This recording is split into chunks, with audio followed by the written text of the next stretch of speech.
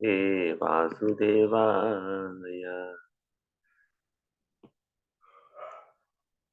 ॐ ज्ञानतिमिरन्दस्य ज्ञानाञ्जनशलाकया चक्षुरुन्मिलितं येन तस्मै श्रीगुरवे नमः।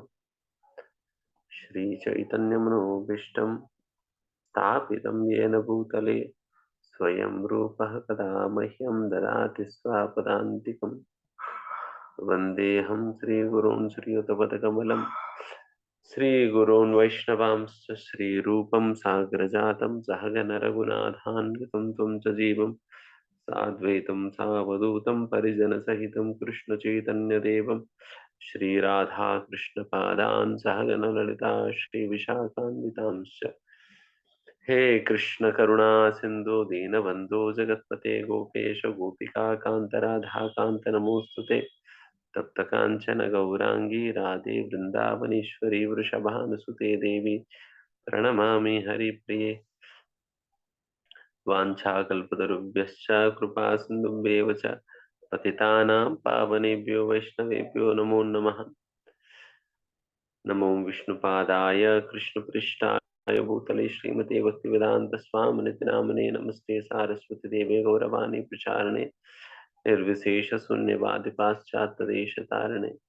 जय श्री कृष्ण चैतन्य प्रभु नित्यानंद श्री अद्वैत गदाधर श्रीवासदि गौर भक्तवृंद।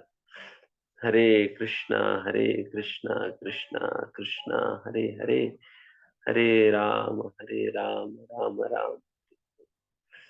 नमो विष्णु श्रीमते भक्ति।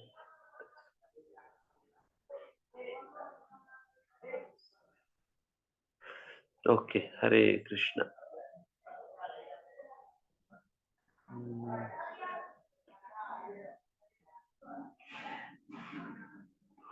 गोविंदा गोविंदा।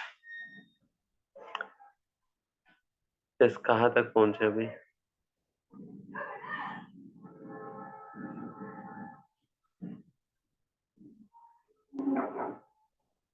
हरे कृष्ण प्रभु जी। आज जी। प्रभु 2.1.5 से हम स्टार्ट करेंगे। 2.1.5। हाँ, यस प्रभु। अच्छा, दूसरा स्कंद स्टार्ट कर चुके थे।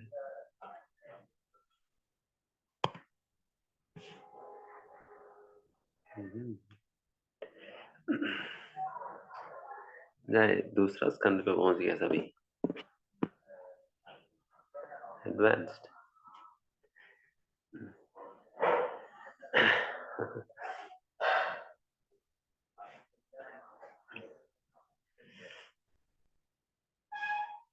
दूसरा स्कंद वैसा पहला स्कंद की तुलना में छोटा स्कंद है, ये छोटा है।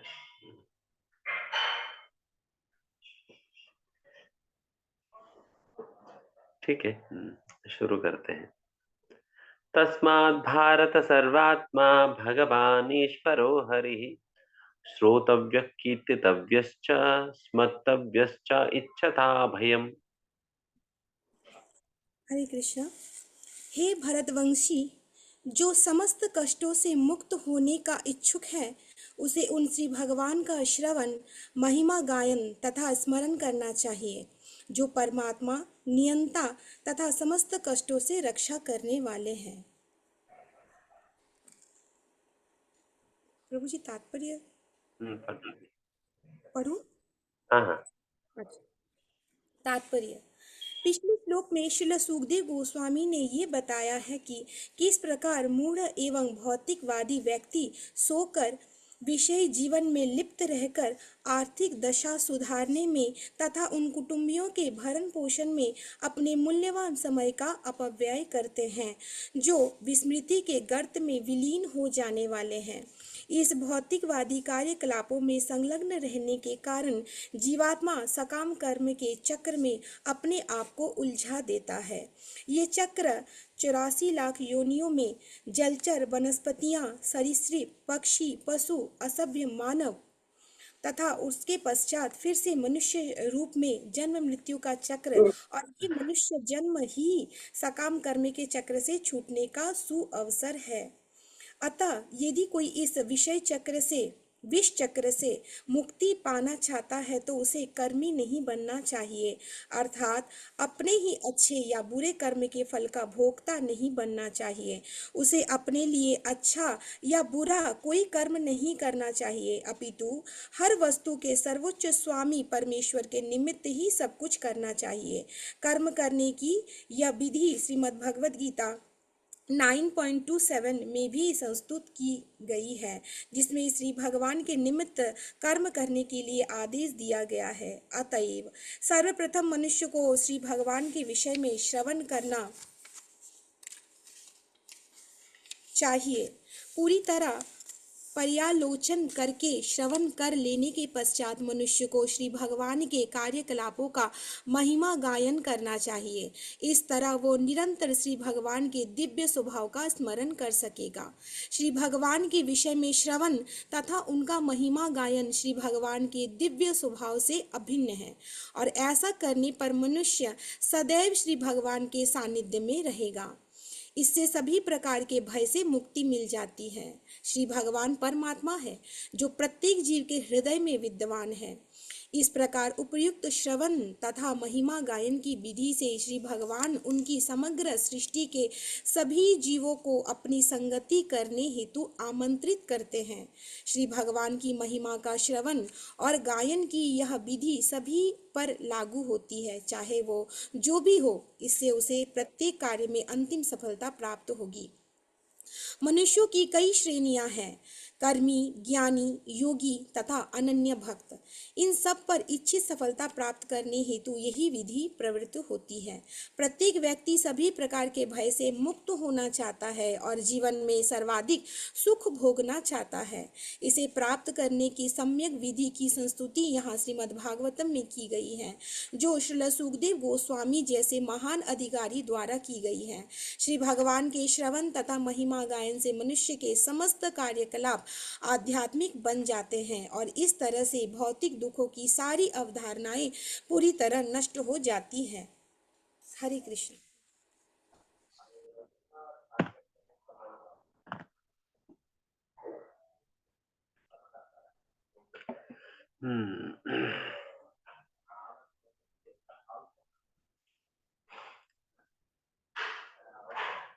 इच्छा था अभयम। इच्छा था अभयम। इच्छा था मतलब वन हु डिजायर्स, अभयम मतलब फियरलेसनेस।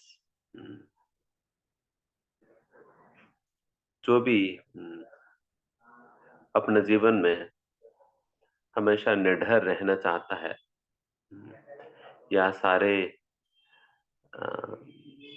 कष्टों से मुक्ति पाना चाहता है या बचना चाहता है, तो उनके लिए यहाँ पर उपाय बताए जा रहे हैं। श्रोतव्य, कीर्तितव्यश्च, स्मर्तव्यश्च, 3 चीजें बताई गई हैं। श्रोतव्य, भगवान के विषय में सुनना। कीर्तितव्यश्च मतलब भगवान की महिमा गान करना। और स्मर्तव्यश्च भगवान की स्मरण करना। श्रवण, कीर्तन और स्मरण, ये 3 विधियां बताई गई हैं। अगर ये 3 करे देन हमारी जो वांछित अभय है हमें प्राप्त हो जाएगी। वांछित अभय हमें प्राप्त हो जाएगी। जैसा श्रील प्रभुपाद तात्पर्य के अंतर्गत बता रहे हैं कि मनुष्य इनकी सहायता या इनकी आश्रय की बजाय वो अपने तरीके से अनेक प्रकार की व्यवस्थाओं को बनाने का प्रयास करता है, इस आशा के साथ कि वो सारी व्यवस्थाएं उनको बचाएंगे करके। इसलिए प्रभुपाद यहाँ पर बता रहे कि people maintain a band of relatives, रिश्तेदारों की एक बैंड मेंटेन करते हैं, इस आशा के साथ कि वो उनकी बचत करेंगे या उनको बचाएंगे। बट चाहे हम अपना भौतिक जीवन में इन सारे चीजों को व्यवस्थापित करने के लिए चाहे कितना भी प्रयास करें, कभी भी ये कठिन परिस्थितियां आना बंद तो नहीं हुई। और दुःख आना बंद भी नहीं हुआ। हुँ। और ये लोग जब स्वयं ही अपना खुद का समस्याओं को सुलझा नहीं सकेंगे, तो वो हमारी कैसे क्या कर पाएँगे? जब ये लोग समर्थ नहीं हैं अपना समस्याओं को खुद ही सुलझाने के लिए, देन फिर वो हमें क्या मदद कर पाएँगे? हुँ। अगर पहला अगर समस्या समाधान करने में समर्थ हो तो सबसे पहला वो खुद का समस्या है समाधान कर रहे होते। हुँ। बट वो स्वयं अपने समस्याओं को सुलझाने में भी समर्थ नहीं है, इसलिए वो हमें भी ज़्यादा मदद नहीं कर पाएँगे। चाहते हुए भी नहीं कर पाएँगे। बिकॉज़ संभव ही नहीं है, उनके अंदर सामर्थ्य के अंदर की बात ही नहीं है। इसलिए प्रभुपाद जी कह रहे हैं even if you maintain a band of relatives तब भी इन सारा चीज़ों से आपको अभय प्राप्त नहीं होगी। अभय प्राप्त होने का एकमात्र मार्ग यही है। ये 3 चीज़ें भगवान ने जो कहा है, भगवान के विषय में श्रवण करना, भगवान की महिमा की गान करना और भगवान की स्मरण करना, यही 3 विधियाँ हैं जिसको हमें बढ़ानी है। जनरली अक्सर हम ये देखते हैं कि किसी के जीवन में जब भी कुछ कठिन स्थिति या कोई भी कष्ट या बहुत ज़रूरी काम इत्यादि पड़ जाता है, देन व्यक्ति का श्रवण, पठन, कीर्तन कम हो जाता है, कम हो जाता है। फिर पूछने पे यही कहते प्रभु जी ये समस्या आ गई, ये समस्या खत्म होते ही हम ना वो शुरू कर देंगे। लोग कहते हैं प्रभु जी ये समस्या खत्म होते ही वो शुरू कर देंगे। बट भगवान कह रहे हैं कि इन चीज़ों की कमी के कारण ही तो समस्या आई है। भगवान यहाँ कह रहे हैं, तुम्हारे जीवन में जो समस्या अभी आई है ना, इन चीज़ों की कमी के कारण ही समस्या आई है। आप उल्टा उन चीज़ों को छोड़ ही दिया आपने। समस्या आने पर इन चीज़ों को छोड़ ही दिया, जो कि असलियत में आपकी समस्याओं का दवाई है ये। हुँ, असलियत में समस्याओं को दवाई करके भगवान कह रहे हैं यहाँ पर, अगर ये 3 चीज़ें करेंगे तो तभी हम समस्याओं से निकल सकते हैं करके यहाँ पर सुखदेव गोस्वामी कह रहे हैं। एंड हम उल्टा समस्या आने पे छोड़ दे रहे हैं। हुँ, तो फिर ऑब्वियसली समस्या बढ़ जाएँगी फिर। हुँ, अगर बीमारी बढ़ने पे अगर वही व्यक्ति दवाई लेना छोड़ देता है, देन फिर उनकी बीमारी बढ़ जाएगी। दवाई ही यही है। इसलिए अगर इस श्लोका के अनुसार देखा जाए, देन जीवन में किसी भी प्रकार की समस्याएँ, कष्ट, क्लिष्ट जो कुछ भी आता है, उस समय हमें अपने श्रवण कीर्तन की मात्रा को बढ़ा देनी चाहिए। हुँ। उस समय इन चीज़ों को बढ़ाना चाहिए, छोड़ने की जगह इन चीज़ों को बढ़ा देना चाहिए बिकॉज़ असलियत में समाधान तो यही है। समाधान तो यही है, तभी भगवान कह रहे हैं इच्छता अभयम।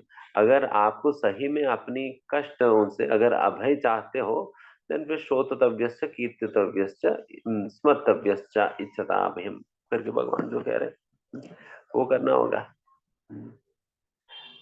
तो इसलिए इस प्रकार से इन चीज़ों को समझना होगा। This is how one can practically think about the shloka. जब समस्या आने पर हमें सहारा लेना चाहिए भगवान की कथा की, भगवान के विषय में श्रवण करने की, भगवान के विषय में कथा पढ़ने की, भगवान के नाम लेने की, भक्तों का संग करने की, इसकी सहायता लेनी चाहिए। जो सहारा है, उस सहारा को ही छोड़ दिया जाए समस्या आने पर, देन फिर व्यक्ति तो डूबेगा ही, डूबेगा ही। इसलिए ये बहुत बड़ा मूर्खता है अगर कोई व्यक्ति कहे कि प्रभु जी मेरे जीवन में ये समस्या आ गई इसलिए मैंने श्रवण पठन कम कम कर दिया, कम हो गया। ये समस्या खत्म होते ही मैं शुरू कर दूँगा। हुँ, नहीं, ये समस्या तो आपको खत्म करने के लिए आई है। हुँ, आपकी भक्ति को और आपको खत्म करने के लिए आई है। उस समय हमें भक्ति का सहारा लेना होगा, तभी बचेंगे। एक तो ये सिद्धांत हम यहाँ से समझ सकते हैं। एंड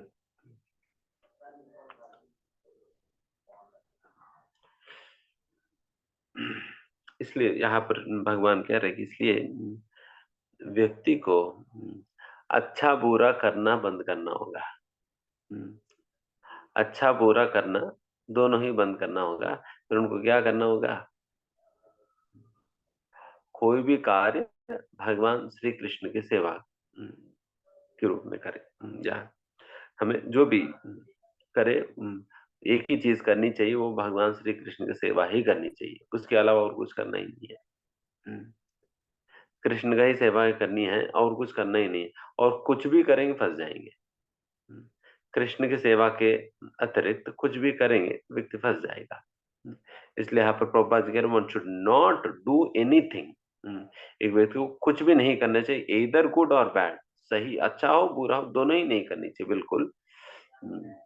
उनको क्या करनी चाहिए, केवल भगवान श्री कृष्ण की ओर से कृष्ण का सेवा करनी चाहिए, बस श्री कृष्ण की ओर से कृष्ण की सेवा करनी चाहिए।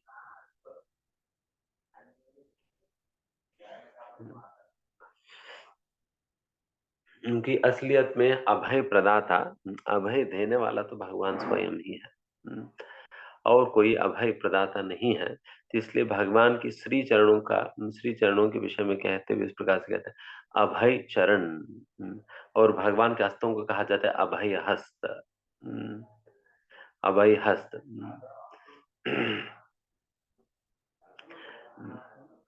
because though Krishna's arms are meant to offer protection to his devotees। भगवान श्री कृष्ण को भुजाओं का यही महत्व है, वो अपने भक्तों को संरक्षण प्रदान करने के लिए ही भगवान की भुजाएं हैं। और जो भी भगवान श्री कृष्ण के चरणों का आश्रय लेता है तो उनको संरक्षण प्रदान करना ही भगवान की भुजाओं का काम है। तो इस प्रकार से भगवान संरक्षण प्रदान करते हैं, और संरक्षण प्रदान करने में भी वही एकमात्र समर्थ है। तभी तो जब महाभारत की युद्ध जब चल रहा था, जब महाभारत की युद्ध चल रहा था, लगभग 10वां 11वां दिन भीष्मदेव की पतन होता है। बट तब तक भीष्मदेव ऑन ग्राउंड रहते हैं मिलिट्री कमांडर के रूप में। एंड हर दिन ही युद्ध खत्म होने के बाद शाम के समय दुर्योधन भीष्मदेव की कैंप में पहुंच जाते थे। पहुंचकर खूब उनको सताते थे। देखिए तुम पता नहीं क्यों नहीं मार रहे हैं, आपके अंदर अभी भी उनके प्रति कुछ सॉफ्ट कॉर्नर है, इसलिए नहीं मार रहे हैं। आप समझ क्या आपसे आपके बस की बात नहीं है क्या अर्जुन को मारना, क्यों नहीं मार रहे हैं। तो इस प्रकार से कुछ भी इस प्रकार से सताता, बहुत ताने मारते थे। देन फिर उसकी वजह से कई बार भी एक बार भीष्मदेव ने अर्जुन से दुर्योधन से कहा, देखो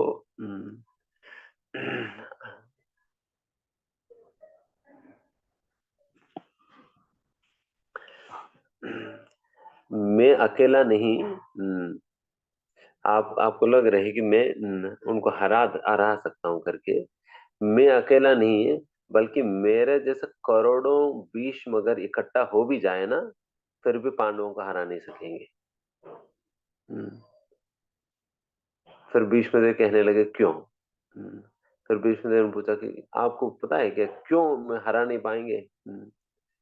बिकॉज जब तक एक व्यक्ति जो उनके पक्ष में है वो व्यक्ति वहां पर होगा, तब तक मेरे जैसा अगर करोड़ों लोग इकट्ठा हो जाए, द्रोणाचार्य जैसा करोड़ों लोग इकट्ठा हो जाए, फिर भी पांडवों को कुछ नहीं कर सकते हैं जब तक वो आदमी उस तरफ है। फिर भीष्मदेव कहने लगे एंड वो है कृष्ण। कृष्ण, उनको हथियार भी पकड़ने की जरूरत नहीं है, बस वो अर्जुन की पांडवों के पक्ष में रहना काफी है। उनको हथियार भी पकड़ने की जरूरत नहीं, और रहना काफी, उनके रहने मात्र से पांडव जीत जाएंगे, चाहे मेरे जैसा करोड़ों लोग इकट्ठा हो भी जाए। देन फिर उस दिन भीष्मदेव लिटरली दुर्योधन को बिठाकर पावर पॉइंट प्रेजेंटेशन दिखाते हैं, हु इज कृष्णा करके, लिटरली बिठाकर दिखा देते हैं कृष्ण कौन है करके। तो ये पूरा प्रेजेंटेशन के बाद पहली बार दुर्योधन को लगने लगा ये कृष्ण साधारण नहीं तो भगवान है करके। तो फिर लास्ट में, सेमिनार के लास्ट में वो पूछने लगा कि विष्णुदेव, क्या सही में कृष्ण भगवान है क्या? कृष्ण भगवान ही है? ऐसा पूछने लगा। देन फिर उसके बाद वो दुर्योधन अपने जीवन में पहली पहली बार वो कृष्ण के कुटीर पे जाकर उनको प्रणाम करते हैं, पहली बार करते हैं। तब तक उन्होंने कभी किया ही नहीं, कभी किया ही नहीं। पहली बार उन्होंने जाकर बिल्कुल झुक कर प्रणाम किया, भगवान मानकर। तो उस प्रकार से कृष्ण केवल उसके पक्ष में होने के कारण जीत गए थे, जीत गए। एंड मतलब आप महाभारत पूरा देखेंगे तो कितने कितने मतलब अगर कृष्ण अगर नहीं हो तो ना, हालांकि कृष्ण कुछ हथियार वथियार उठाए नहीं, अगर कृष्ण नहीं हो तो पांडव तो जीत ही नहीं पाएंगे। हम्म, ऐसा ऐसा परिस्थितियों से ऐसा ऐसा सलाह देकर भगवान श्री कृष्ण उनको बचाया है, जो कि और कोई नहीं कर ही नहीं सकता, और कोई कर ही नहीं सकता। हम्म, उस प्रकार से बचाया था भगवान ने। जिस दिन आखिर दिन जब भीष्मदेव का अगले दिन मरना ही था, उस दिन दुर्योधन आकर बहुत ज्यादा ही वो कर दिए थे, भीष्मदेव को बहुत ज्यादा ही सताए थे।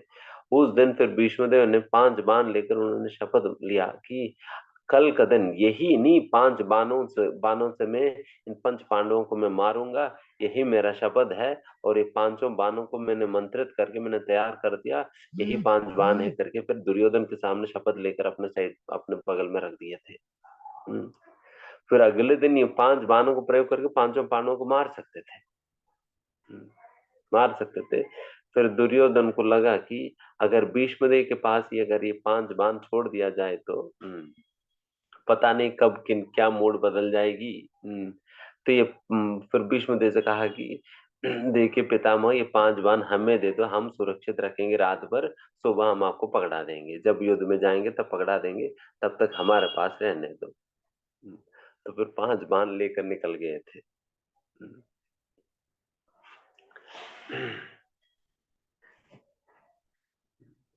5 बाण लेकर निकल गए।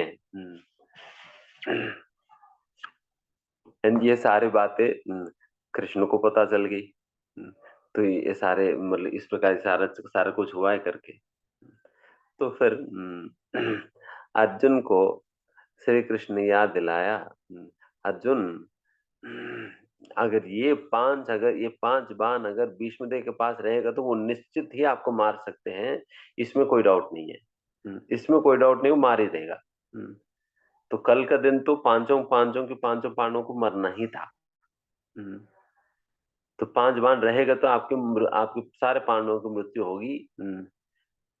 बट मैं आपको एक उपाय बताता हूँ, आपको याद है क्या?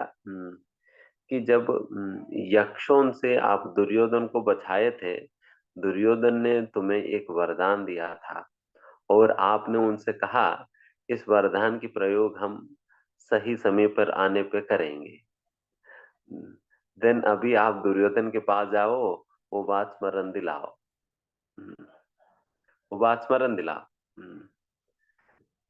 देन फिर अर्जुन चुपचाप गया दुर्योधन के पास और उनको स्मरण दिलाए, देखो जब मैंने आपकी यक्षों से रक्षा किया था, आपने कहा था कि कुछ वरदान मांगने का।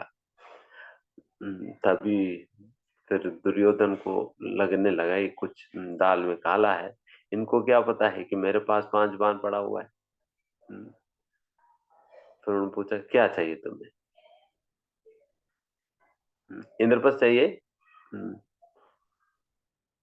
इंद्रप्रस्थ चाहिए तो ले लेना। उनकी ये आइडिया था कि अगर इंद्रप्रस्थ अभी अगर ये मांग कर ले भी लेता है, कल को युद्ध में भीष्मदेव 5 को मारकर वापस इंद्रप्रस्थ को हमें दे देगा, तो क्या दिक्कत है, अभी इंद्रप्रस्थ चाहिए तो ले लेना।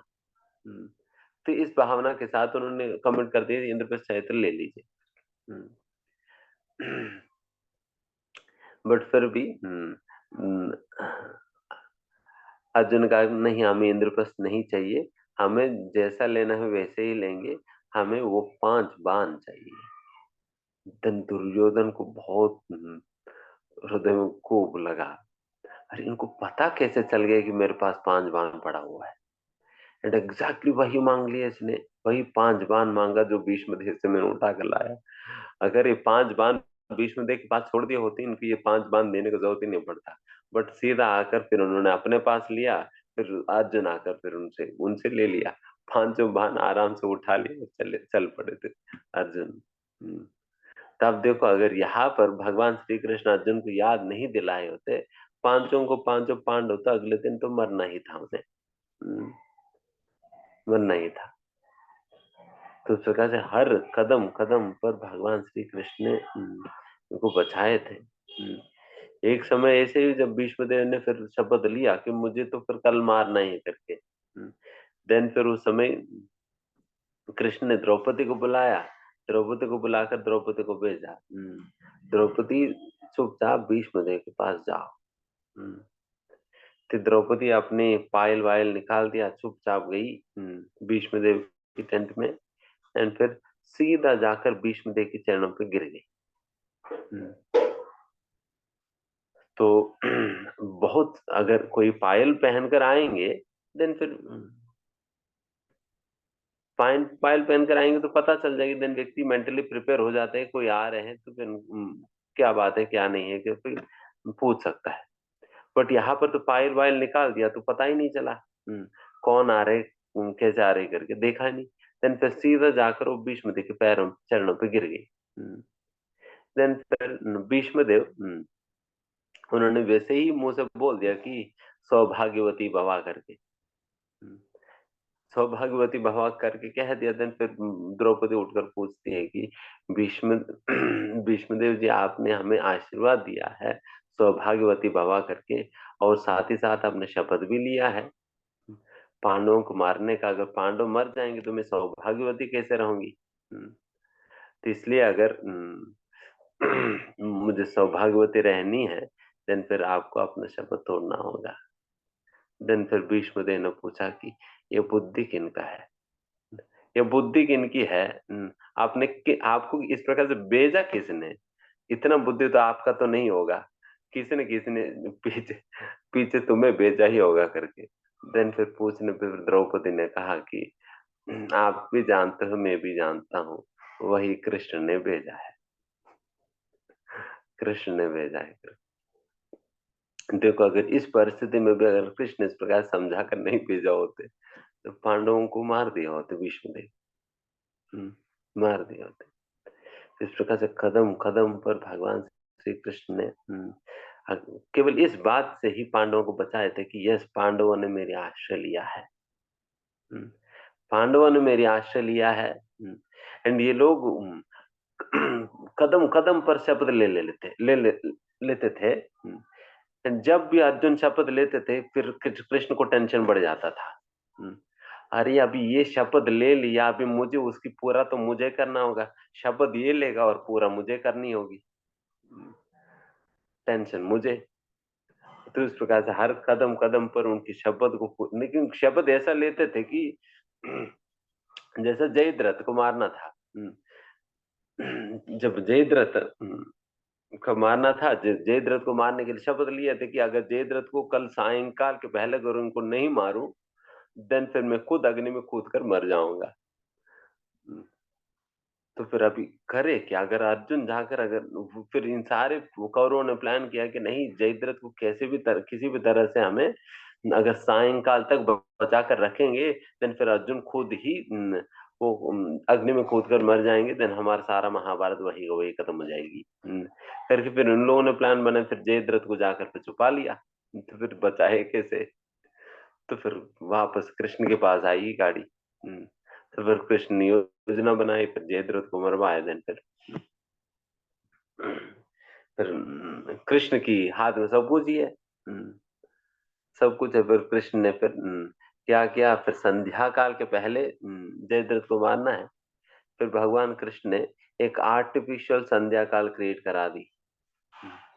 संध्या होने के पहले ही आर्टिफिशियली सूर्य को ढकवा दिया था। ढक देने पे फिर संध्या काल जैसा हो गया। फिर जयद्रथ को लगा कि संध्या काल हो गया। संध्या काल होने पे वो बाहर निकल आया। अभी मैं अपना आंखों से देखूंगा अर्जुन अग्नि में कूदते हुए करके, वो जैसा बाहर आया फिर तुरंत सूरज के ऊपर से वो ढक्कन निकाल दिया। वो निकाल देने पे फिर वापस वो सूर्योदय हो गया। अरे जयद्रथ को लगा ये सडन क्या क्या क्या बदल गई, अभी अभी तो संध्या हो गया था, अभी धूप कैसा आ गया। तो फिर तुरंत अर्जुन बाण उठाकर जयद्रथ को मार दिए थे। तो उस प्रकार से मतलब आप सोचो कितने कितनी बार बचाए थे, कितनी बार बचाए थे। वैसे महाभारत में एक और लास्ट में भी ये आता था, जब सभी लोग खत्म हो गए थे, कर्ण भी मर गया था। फिर दुर्योधन सोच रहा था अभी जीते कैसे, अभी क्या करे। देन फिर उनको किसी ने बताया कि देखिए एक ऐसा यज्ञ है, वो यज्ञ करने पे देन आप जीत जाएंगे। एंड वो यज्ञ अमावस्या के दिन ही संपन्न होता है। तो अमावस्या के दिन आप यज्ञ कर लीजिए एंड फिर आपको विजय प्राप्त हो जाएगी। देन फिर उन्होंने सारा तैयारी किया। अमावस्या के दिन परसों था, मतलब परसों के दिन उनको अमावस्या पड़ रहा था, परसों के दिन फिर उनको ये करना था, यज्ञ करेंगे एंड फिर यज्ञ करने पे उनको विजय प्राप्त हो जाएगी। तो इस प्रकार से सारा सेट हो गया। देन वापस श्री कृष्ण को पता चली ये बात, ये सभी लोग मिलकर यज्ञ की प्लानिंग कर रहे हैं। उनको वो वाले यज्ञ के विषय में पता चल गया, फिर ये यज्ञ करके अब विजय प्राप्त कर लेंगे। कृष्ण तुरंत पांडवों को बुलाया, फिर कहा कि देखो हम कल ही यज्ञ करते हैं, वो परसों करेगा, हम तो कल करेंगे। फिर पांडवों ने कहा अरे ये यज्ञ तो वैसा अमावस्या के दिन करना था, अमावस्या के दिन करना होता है, बट आप पहले कैसे कर लेते। तो कृष्ण कोई बात नहीं, मैं बताऊंगा ना कि यज्ञ की सारा इंतजाम कर लो। सारा इंतजाम कर लिया। फिर फिर यज्ञ में भगवान श्री कृष्ण ने चंद्रमा को, सूर्य भगवान को, दोनों को बुला लिया। दोनों को खड़ा कर दिया। फिर सभी लोग फिर भी पूछने लगे कि अरे भगवान, ये तो अमावस्या पे ही करने पे हमको सफलता मिलता है, अभी आज का दिन तो अमावस्या है ही नहीं, आप कैसी क्यों यज्ञ करवा रहे हैं। हम्म, फिर कृष्ण ने कहा कि अमावस्या अल्टीमेटली होता क्या है। अमावस्या वो दिन है जिस दिन सूर्य और चंद्रमा साथ होते हैं। हम्म, और अभी सामने देखो सूर्य और चंद्रमा दोनों साथ ही है ना। हम्म, दोनों को साथ खड़ा कर दिया हमने, दोनों साथ ही है, तो इसका मतलब आज ही अमावस्या, आज ही कर लेना करके फिर उनसे यज्ञ करा दिया। तो फिर अल्टीमेटली पांडवों को विजय ही प्राप्त हुआ। तो इस प्रकार से भगवान सूर्य के गमन को भी चेंज कर दिया, तिथि भी चेंज कर दिया, सब कुछ चेंज कर दिया, केवल अपना भक्तों को बचाने के लिए। भक्तों को बचाने के लिए धर्म चेंज कर दिया, धर्म चेंज कर दिया और तिथि चेंज कर दिया और सूरज के गमन को भी चेंज, सब कुछ ही बदल दिया भगवान, केवल अपने भक्तों को बचाने के लिए। तो इस प्रकार से अगर किसी ने भगवान श्री कृष्ण का आश्रय लेगा, देन उनको बचाने के लिए भगवान कुछ भी करेंगे, कुछ भी मतलब कुछ भी कर सकते हैं। एंड हम तो न तिथि चेंज कर पाएंगे, ना सूरज की गमन चेंज कर पाएंगे, ना कुछ कर पाएंगे। तो फिर कौन सी संरक्षण हम प्रदान कर पाएंगे किसी को। हम्म, तो इसलिए यहाँ पर उस प्रकार की रिश्तेदारों के ऊपर, उस प्रकार के अरेंजमेंट के ऊपर, चाहे सिक्योरिटी गार्ड रखो या कितना भी, आप देखिए मतलब इतना बड़ा प्रधानमंत्री, प्रेसिडेंट, इतना मिनिस्टर्स मिनिस्टर्स इतने लोग होते हैं, इतना हाई लेवल की सिक्योरिटी होता है उनके चारों ओर, बट जिस समय उनको मरने के समय आ जाता है तब सारा सिक्योरिटी फेल हो जाता है। सारा सिक्योरिटी फेल हो जाता है। तो उस प्रकार की स्थिति है। तो इसलिए ये सारा कृत्रिम व्यवस्था, ये हमें अपना समस्याओं से हमें बचा नहीं सकती है। एक ही व्यक्ति हमें अपने समस्याओं से बचा पाएगा, वो है भगवान श्री कृष्ण स्वयं, बस। हुँ, वही बचा पाएँगे। हुँ, और उनको पता है कैसे, कब, किस प्रकार से बचाया जा सकता है। हुँ, किनको कब किस प्रकार से बचाया जाए, कौन-सी समस्या से बचाना चाहिए, कौन-सी समस्या से बचाना नहीं चाहिए, ये सारी बातें भगवान श्री कृष्ण को पता है। जैसा कि अभिमन्यु, अभिमन्यु को भगवान कृष्ण ने बचाया तो नहीं। अगर कृष्ण चाहते तो उनको भी तो बचा सकते थे, बट उनको नहीं बचाया। जिनको बचाना है, जिनको नहीं बचाना है, सब कुछ भगवान श्री कृष्ण को पता है। हुँ, सब कुछ भगवान श्री कृष्ण को पता है, इसलिए भगवान श्री कृष्ण के ऊपर हम अपना चीज़ों को छोड़कर हम उनकी सेवा में लग जाना चाहिए। हुँ, हम खुद ही अपनी नाव सँभालने का प्रयास करें तो फिर सँभालते रहो। हुँ, भगवान भी मज़ा लेंगे। ठीक है, सँभालते रहो। जैसे द्रौपदी को देखकर भगवान मज़ा ले रहे थे, ठीक है, आप अपना साड़ी सँभाल सकते हो तो सँभालते रहो। पर जब मेरी काम आएगी तब बुला लेना। हुँ, जन जब द्रौपदी को बुलाए, द्रौपदी ने जब कृष्ण को बुलाया तो फिर कृष्ण आ ही गए थे। हुँ, तो उस प्रकार से तो इसलिए कृष्ण के आश्रय लेनी चाहिए। हुँ, तो इसलिए हम सारे बातें बता रहे हैं, है ना? ओके। हुँ,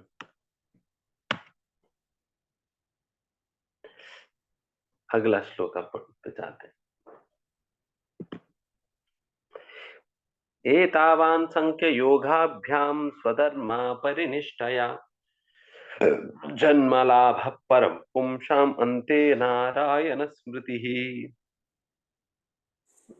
हरे कृष्णा। पदार्थ तथा आत्मा के पूर्ण ज्ञान से, योग शक्ति के अभ्यास से या स्वधर्म का अच्छी तरह पालन करने से मानव जीवन की जो सर्वोच्च सिद्धि प्राप्त की जा सकती है वह है जीवन के अंत में श्री भगवान का स्मरण करना। तात्पर्य परिप्रभु। हाँ, तात्पर्य। नारायण दिव्य परम पुरुष है जो इस भौतिक सृष्टि से परे है।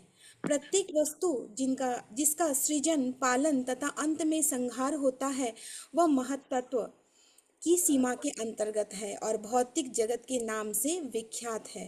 किंतु नारायण या श्री भगवान का अस्तित्व इस महत तत्व की परिधि के अंतर्गत नहीं आता। अतएव नारायण के नाम, रूप, गुण इत्यादि भौतिक जगत की सीमा के परे हैं। मनुष्य को सांख्य दर्शन से जो पदार्थ और आत्मा को पृथक पृथक करता है अथवा योग शक्ति के अनुशीलन से जिससे मनुष्य इस ब्रह्मांड के भीतर या बाहर के किसी ग्रह तक पहुंचने में समर्थ बनता है या धार्मिक कर्तव्य का पालन करने से सर्वोच्च सिद्धि प्राप्त हो सकती है, बशर्ते कि मनुष्य नारायण स्मृति की अवस्था को अर्थात श्री भगवान के निरंतर निरंतर स्मरण की अवस्था को प्राप्त कर ले। ये शुद्ध भक्त की संगति से ही संभव है, क्योंकि भक्त समस्त ज्ञानियों, योगियों या कर्मियों के दिव्य कार्यकलापों को शास्त्रानुमोदित वृत्तिपरक कार्यों से अलंकृत कर सकता है। इतिहास आध्यात्मिक पूर्णता की प्राप्ति के उदाहरणों से भरा पड़ा है, यथा सनकादि ऋषि या नौ प्रसिद्ध योगेंद्र जिन्होंने श्री भगवान की भक्तिमय सेवा में सुस्थापित होने के बाद ही पूर्णता प्राप्त की। श्री भगवान का कोई भी भक्त ज्ञानियों या योगियों द्वारा अपनाई गई नई विधियों को ग्रहण करके भक्ति के मार्ग से कभी विचलित नहीं हुआ। प्रत्येक व्यक्ति अपने कार्य विशेष में परम सिद्धि पाने हेतु उत्सुक रहता है और जैसा कि यहाँ पर संकेत किया गया है, ऐसी सिद्धि नारायण स्मृति है जिसके लिए हर एक को उत्तम उत्तम प्रयास करना चाहिए। दूसरे शब्दों में जीवन को इस प्रकार ढालना चाहिए, जीवन के पग पग पर मनुष्य श्री भगवान के स्मरण में आगे आगे ही बढ़ता रहे। हरे कृष्ण।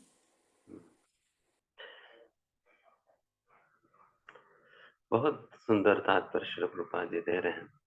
एंड ये पहले जो श्रीमद् भागवतम की ये दूसरा स्कंद की पहला अध्याय की पहले जो 6 श्लोक आए हैं, सारे के सारे श्लोक बहुत बहुत महत्वपूर्ण है। And all of them are worth by hearting and constantly reciting. सारा 6 श्लोकों को याद कर लेनी चाहिए सभी को। एतावान संख्योम, जैसा लोग पूछते हैं ना कहाँ पर बताइए हमारे जीवन का लक्ष्य क्या है करके, ये वाली श्लोक है। हम्म, हमारा जीवन का लक्ष्य क्या है करके इसमें बताया जाए। जन्म लाभ परम पुंसाम, हमारा जन्म की असली लाभ क्या है, हमारा जन्म की असली साफल्यता किसमें है, बताए जा रहे हैं। पर पुंसाम, the ultimate perfection of human life क्या है बता रहे हैं। अंते नारायण स्मृति, to be able to remember the supreme lord Narayana at the time of death. मृत्यु के समय पर भगवान श्री कृष्ण की स्मरण कर पाना ही मनुष्य जीवन की अंतिम परमाध्य, अंतिम लक्ष्य है, अंतिम लाभ है। अंतिम लाभ है। चाहे कोई भी योग पद्धति आप अपनाओ, जैसे यहाँ पर बताया एतावन संख्य योगाभ्याम, अगर संख्य योग अपनाओ या स्वधर्म परिनिष्ठया, अपने स्वधर्म को या कर्म योग को बहुत परफेक्टली आप निभा भी लो, अगर ज्ञान योग भी अच्छा से निभा लो, कुछ भी आप कोई भी योग पद्धति अपनाओ, बट अल्टीमेटली वो योग पद्धति आपको इसी लक्ष्य पर लाना होगा। अंते नारायण स्मृति ही। अगर कोई भी आप योग पद्धति आप अभ्यास कर रहे हैं बट भगवान श्री नारायण के स्मरण नहीं हो पा रहे, देन इसका मतलब फेल है, फेल है। आप हो सकता है बहुत अच्छा से निभा दिया है, आपको भगवान से स्मरण नहीं हो सकता,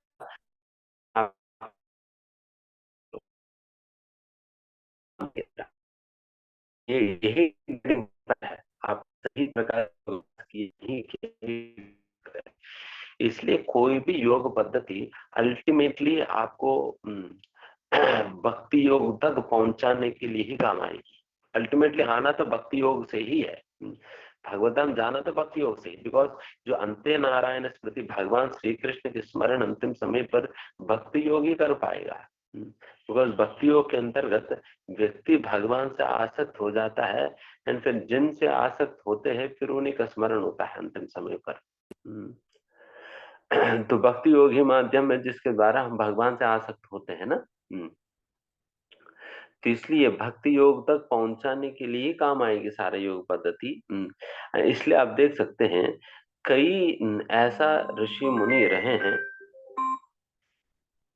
कई ऐसा ऋषि मुनि रहे हैं जो कि पहले अन्य योग पद्धतियों का अभ्यास कर रहे थे, कोई ज्ञान योग की, कोई अष्टांग योग की अभ्यास कर रहे थे, और उनको शुद्ध भक्तों की संगति मिलने पे वो भक्ति योग से जुड़ गए थे।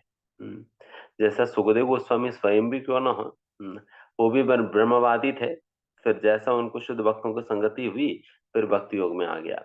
उसी प्रकार से चतुर कुमारों का उदाहरण लीजिए। चतुर कुमारों को जैसा भगवान श्री कृष्ण के चरणों पर चढ़ाई हुआ तुलसी की सुगंध उनकी नासिका में प्रवेश की, फिर वैसे ही वो भक्त बन गए। एंड फिर नवयोगेंद्र का केस देखिए। तो इस प्रकार से अनेक अनेक ऐसा महान महान लोग थे जो कि अन्य योग पद्धतियों का अभ्यास कर रहे थे और फिर वो शुद्ध भक्ति में जुड़ गए, शुद्ध भक्तों की संगति के कारण जुड़ गए थे। बट कोई भी एक ऐसा इंस्टेंस नहीं है हमारे शास्त्रों में जहां पर कोई भक्ति योगी दूसरा योग पद्धति में डाइवर्ट हो गए, नहीं। बाकी योग पद्धति वाले भक्ति योग में डाइवर्ट होने के कई सारे इंस्टेंसेस है, एग्जांपल्स है। बट कोई भक्ति योगी दूसरी योग पद्धति में, कोई भक्ति कर रहा था और फिर वो अष्टांग योगी बन गया, कोई भक्ति कर रहा था कर्म योगी बन गया, कोई भक्ति कर रहा था विज्ञान योगी बन गया। उस प्रकार की कोई एग्जाम्पल नहीं है। उस प्रकार की सर्वश्रेष्ठतम मार्ग है भक्ति योग, जिसके द्वारा ही अंते नारायण स्मृति ही, अंतिम समय पर भगवान श्री नारायण की स्मरण संभव हो पाता है। क्योंकि भक्ति योग के अंतर्गत हमें एक ऐसा विधि, एक ऐसा अभ्यास हमें कराया जाता है जिससे व्यक्ति धीमे धीमे धीमे भगवान श्री कृष्ण की स्मरण को वो अपना जीवन के अंतर्गत बढ़ाता है।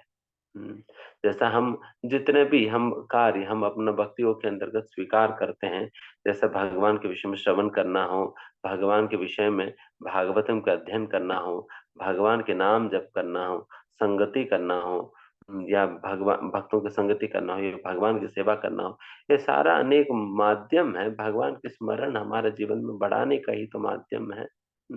उस प्रकार से इन चीज़ों की मात्रा हम अपना जीवन में बढ़ाते जाएँ, तो फिर वैसे ही भगवान श्री कृष्ण की स्मरण हमारे जीवन में बढ़ती जाएगी। एंड जब एक ऐसा स्तर पहुँच जाएगा, जब व्यक्ति निरंतर ही सततम कीर्तयन्तो माम, निरंतर ही भगवान श्री कृष्ण का स्मरण करता रहेगा। एंड फिर वैसा व्यक्ति जब शरीर छोड़ता है, वो भगवान श्री कृष्ण का ही स्मरण करते हुए शरीर छोड़े, बिकॉज़ फिर वो जीवन भर इसी का ही अभ्यास किया है उसने। इसी का ही अभ्यास किया है। इसलिए बहुत सहज ही वो भगवान श्री कृष्ण का स्मरण करेगा अंतिम समय पर। हुँ। तो इसलिए श्रील प्रभुपाद जी अंतिम वाक्य में यही बता बता रहे हैं कि एक भक्ति योगी को अपना जीवन को ऐसा मोल्ड कर देनी चाहिए, जिससे वो व्यक्ति हमेशा ही भगवान श्री कृष्ण के स्मरण कर सके। He should surround himself in such a way he is captivated by the remembrance of the Lord. उस प्रकार से हम अपना जीवन को अरेंज करनी चाहिए। हमेशा कुछ न कुछ हम जैसे कानों के माध्यम से हमेशा कुछ न कुछ भगवान श्री कृष्ण का कीर्तन सुन रहे होनी चाहिए, या नहीं तो भगवान श्री कृष्ण की कथा सुन रहे होना चाहिए। तो इस प्रकार से हमेशा कुछ न कुछ सुनते रहना चाहिए। एंड हम जहाँ पर भी रहते हैं, हमेशा अपने कमरे में भगवान के चित्रों से हमें अलंकार करनी चाहिए, जिससे हमेशा भगवान श्री कृष्ण पे ही हमारा आंखें लग सके। हमारा दृष्टि में हमेशा भगवान श्री कृष्ण रह सके। उस प्रकार से हमारा कमरा होनी चाहिए।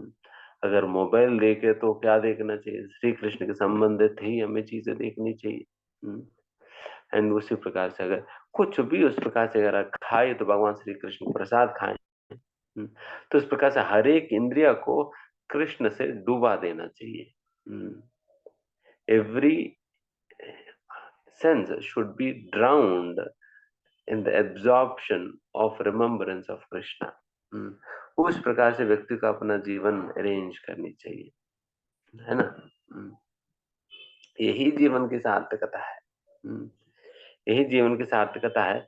इस प्रकार से one should arrange his life in such a way. This is where one should apply intelligence. अपना बुद्धि को यहाँ पर लगाना है। यही हमारी कमाई है। हम कितना भगवान श्री कृष्ण के नाम ले सके और कृष्णा कितना श्री कृष्ण के स्मरण कर सके उतना बारा। हम बाकी पैसा कितना भी कमा ले तो क्या कमाई है। वो नोटें तो वैसे ही जल जाएगी। वो नोटें तो वैसे ही जल जाएगी। इसलिए हमें आचार्य बताते हैं कि असली धन तो गोलोक प्रेम धन हरि नाम संकीर्तन। ये गोलोक में चलने वाली करेंसी नोट है, हरिनाम संकीर्तन। इसकी कमाई करो। क्योंकि अल्टीमेट वही तो जाना है। वहां पर यहाँ की रुपए उपे पे तो नहीं चलने वाली है। जैसे यहाँ के रुपए अगर अमेरिका लेकर जाएं तो वहां तो नहीं चलेगी रुपए। वहां तो डॉलर चलेगा। उसी प्रकार से गोलोक वृंदावन में यहाँ का डॉलर पाउंड शिलिंग रुपया ये नहीं चलने वाली है। वहां पर तो दूसरा करेंसी नोट चलेगी, वो है गोलोकेर प्रेम धना। प्रेम धन चलेगी, जो कि हरिनाम करेंसी चलेगा। तो इसकी कमाई करो। इसकी फिक्स डिपॉजिट करो। इसकी पॉलिसी बनाओ। इसकी कमाई करो। इसकी बैंक बैलेंस रखो। और इसको बचा बचा कर अपनी, जैसे ये पॉलिटिशियन वॉलिटिशियन ये सभी लोग करोड़ों रुपए अपने बेड के नीचे छुपाते हैं ना। तो उस प्रकार से छुपाओ, कुछ भी करो, बट करो तो इसका करो। ये सही करेंसी है। बाकी सारा करेंसी तो वैसे ही निकल जाने वाली है। एक दिन आग लग जाएगी, सारा का सारा नोट खत्म। एक दिन आग लग जाएगी, खत्म है सारा कमाई। तो इसलिए अगर कमाना है तो कमाए, कोई दिक्कत नहीं, बट सही करेंसी कमाओ। मोर की तरह। तो वैसा प्लास्टिक के नोटों की एकत्रित करके क्या ही करेगा व्यक्ति। तो यही बात यहाँ पर प्रभुपाद जी समझा रहे हैं। तो ऐसा करते करते अंतिम समय पर हमें भगवान के स्मरण करते करते शरीर छोड़ेंगे, सीधा भागवत धाम जाएंगे। फिर वहां पर खूब आनंद ही आनंद है। हम्म, है ना। क्यों यहाँ रहकर सड़ते रहना है। rather prepare oneself to return back to Godhead। ठीक है, अगला। प्रायेण मुनयो राजन् निवृत्ता विधि सेदतः नैर्गुणस्तारमन्ते स्मां गुणानुकतने हरिः। हे राजा परीक्षित, मुख्यतया सर्वोच्च अध्यात्मवादी जो विधि विधानों एवं प्रतिबंधों से परे हैं, वे श्री भगवान का गुणगान करने में आनंद का अनुभव करते हैं। तात्पर्य: सर्वोच्च अध्यात्मवादी मुक्त जीव होता है, अतएव वह विधि विधानों की सीमा में नहीं आता। ऐसा नौसिखिया जो आध्यात्मिक स्तर तक ऊपर उठने का इच्छुक है, वो विधि विधानों के अंतर्गत गुरु द्वारा मार्गदर्शित होता है। उसकी तुलना ऐसे रोगी से की जा सकती है जिसका उपचार चिकित्सा की परिधि के अंतर्गत विविध प्रतिबंधों द्वारा किया जाता है। सामान्यतया मुक्त आत्मा भी दिव्य कार्यकलापों का वर्णन करने में आनंद लेते हैं, जैसा कि ऊपर बताया गया है। चूंकि नारायण, हरि या श्री भगवान भौतिक सृष्टि से परे हैं, अतः उनके रूप तथा गुण भौतिक नहीं हैं। सर्वोच्च अध्यात्मवादी या मुक्त जीव अपने दिव्य ज्ञान के उन्नत अनुभव द्वारा उनकी अनुभूति करते हैं। अतएव वे श्री भगवान की लीलाओं के दिव्य गुणों के कथन में रुचि लेते हैं। श्रीमद् भगवद गीता 4.9 में श्री भगवान घोषित करते हैं कि उनका प्राकट्य तथा उनके कार्यकलाप सभी दिव्यम अर्थात दिव्य है। सामान्य व्यक्ति माया के वशीभूत होने के कारण ये मान लेता है कि श्री भगवान भी हमारी ही तरह एक सामान्य व्यक्ति है। अतएव वह श्री भगवान के नाम, रूप इत्यादि की दिव्य प्रकृति को मानने से इनकार करता है। सर्वोच्च अध्यात्मवादी किसी भी भौतिक वस्तु में रुचि नहीं रखता। अतएव श्री भगवान के कार्यकलापों के प्रति रुचि रखना इस बात का निश्चित प्रमाण है कि श्री भगवान इस भौतिक जगत में हमारे जैसे नहीं हैं। वैदिक ग्रंथों में भी इसकी पुष्टि की गई है कि परमेश्वर एक है, किंतु वे अपने अनन्य भक्तों के साथ अपनी दिव्य लीलाओं में लीन रहते हैं और साथ ही साथ श्री बलदेव के विस्तार के रूप में वे सभी जीवों के हृदय में विद्यमान रहते हैं। अतएव दिव्य अनुभूति की परम सिद्धि श्री भगवान के दिव्य गुणों के श्रवण तथा अनुकथन में है, न कि श्री भगवान के निराकार ब्रह्म रूप में तदाकार होने में, जिसकी निर्विशेषवादी कामना करते हैं। वास्तविक दिव्य आनंद का अनुभव तो श्री भगवान के दिव्य महिमा गायन में किया जाता है, उनके निराकार रूप में स्थित होने की अनुभूति में नहीं। किंतु कुछ लोग ऐसे भी हैं जो सर्वोच्च अध्यात्मवादी न होकर उनसे निम्न स्तर पर होते हैं और जो श्री भगवान के दिव्य कार्यकलापों के वर्णन में रुचि नहीं दिखाते। प्रत्युत वे श्री भगवान के ऐसे कार्यकलापों की व्याख्या श्री भगवान में तदाकार होने के उद्देश्य से करते हैं।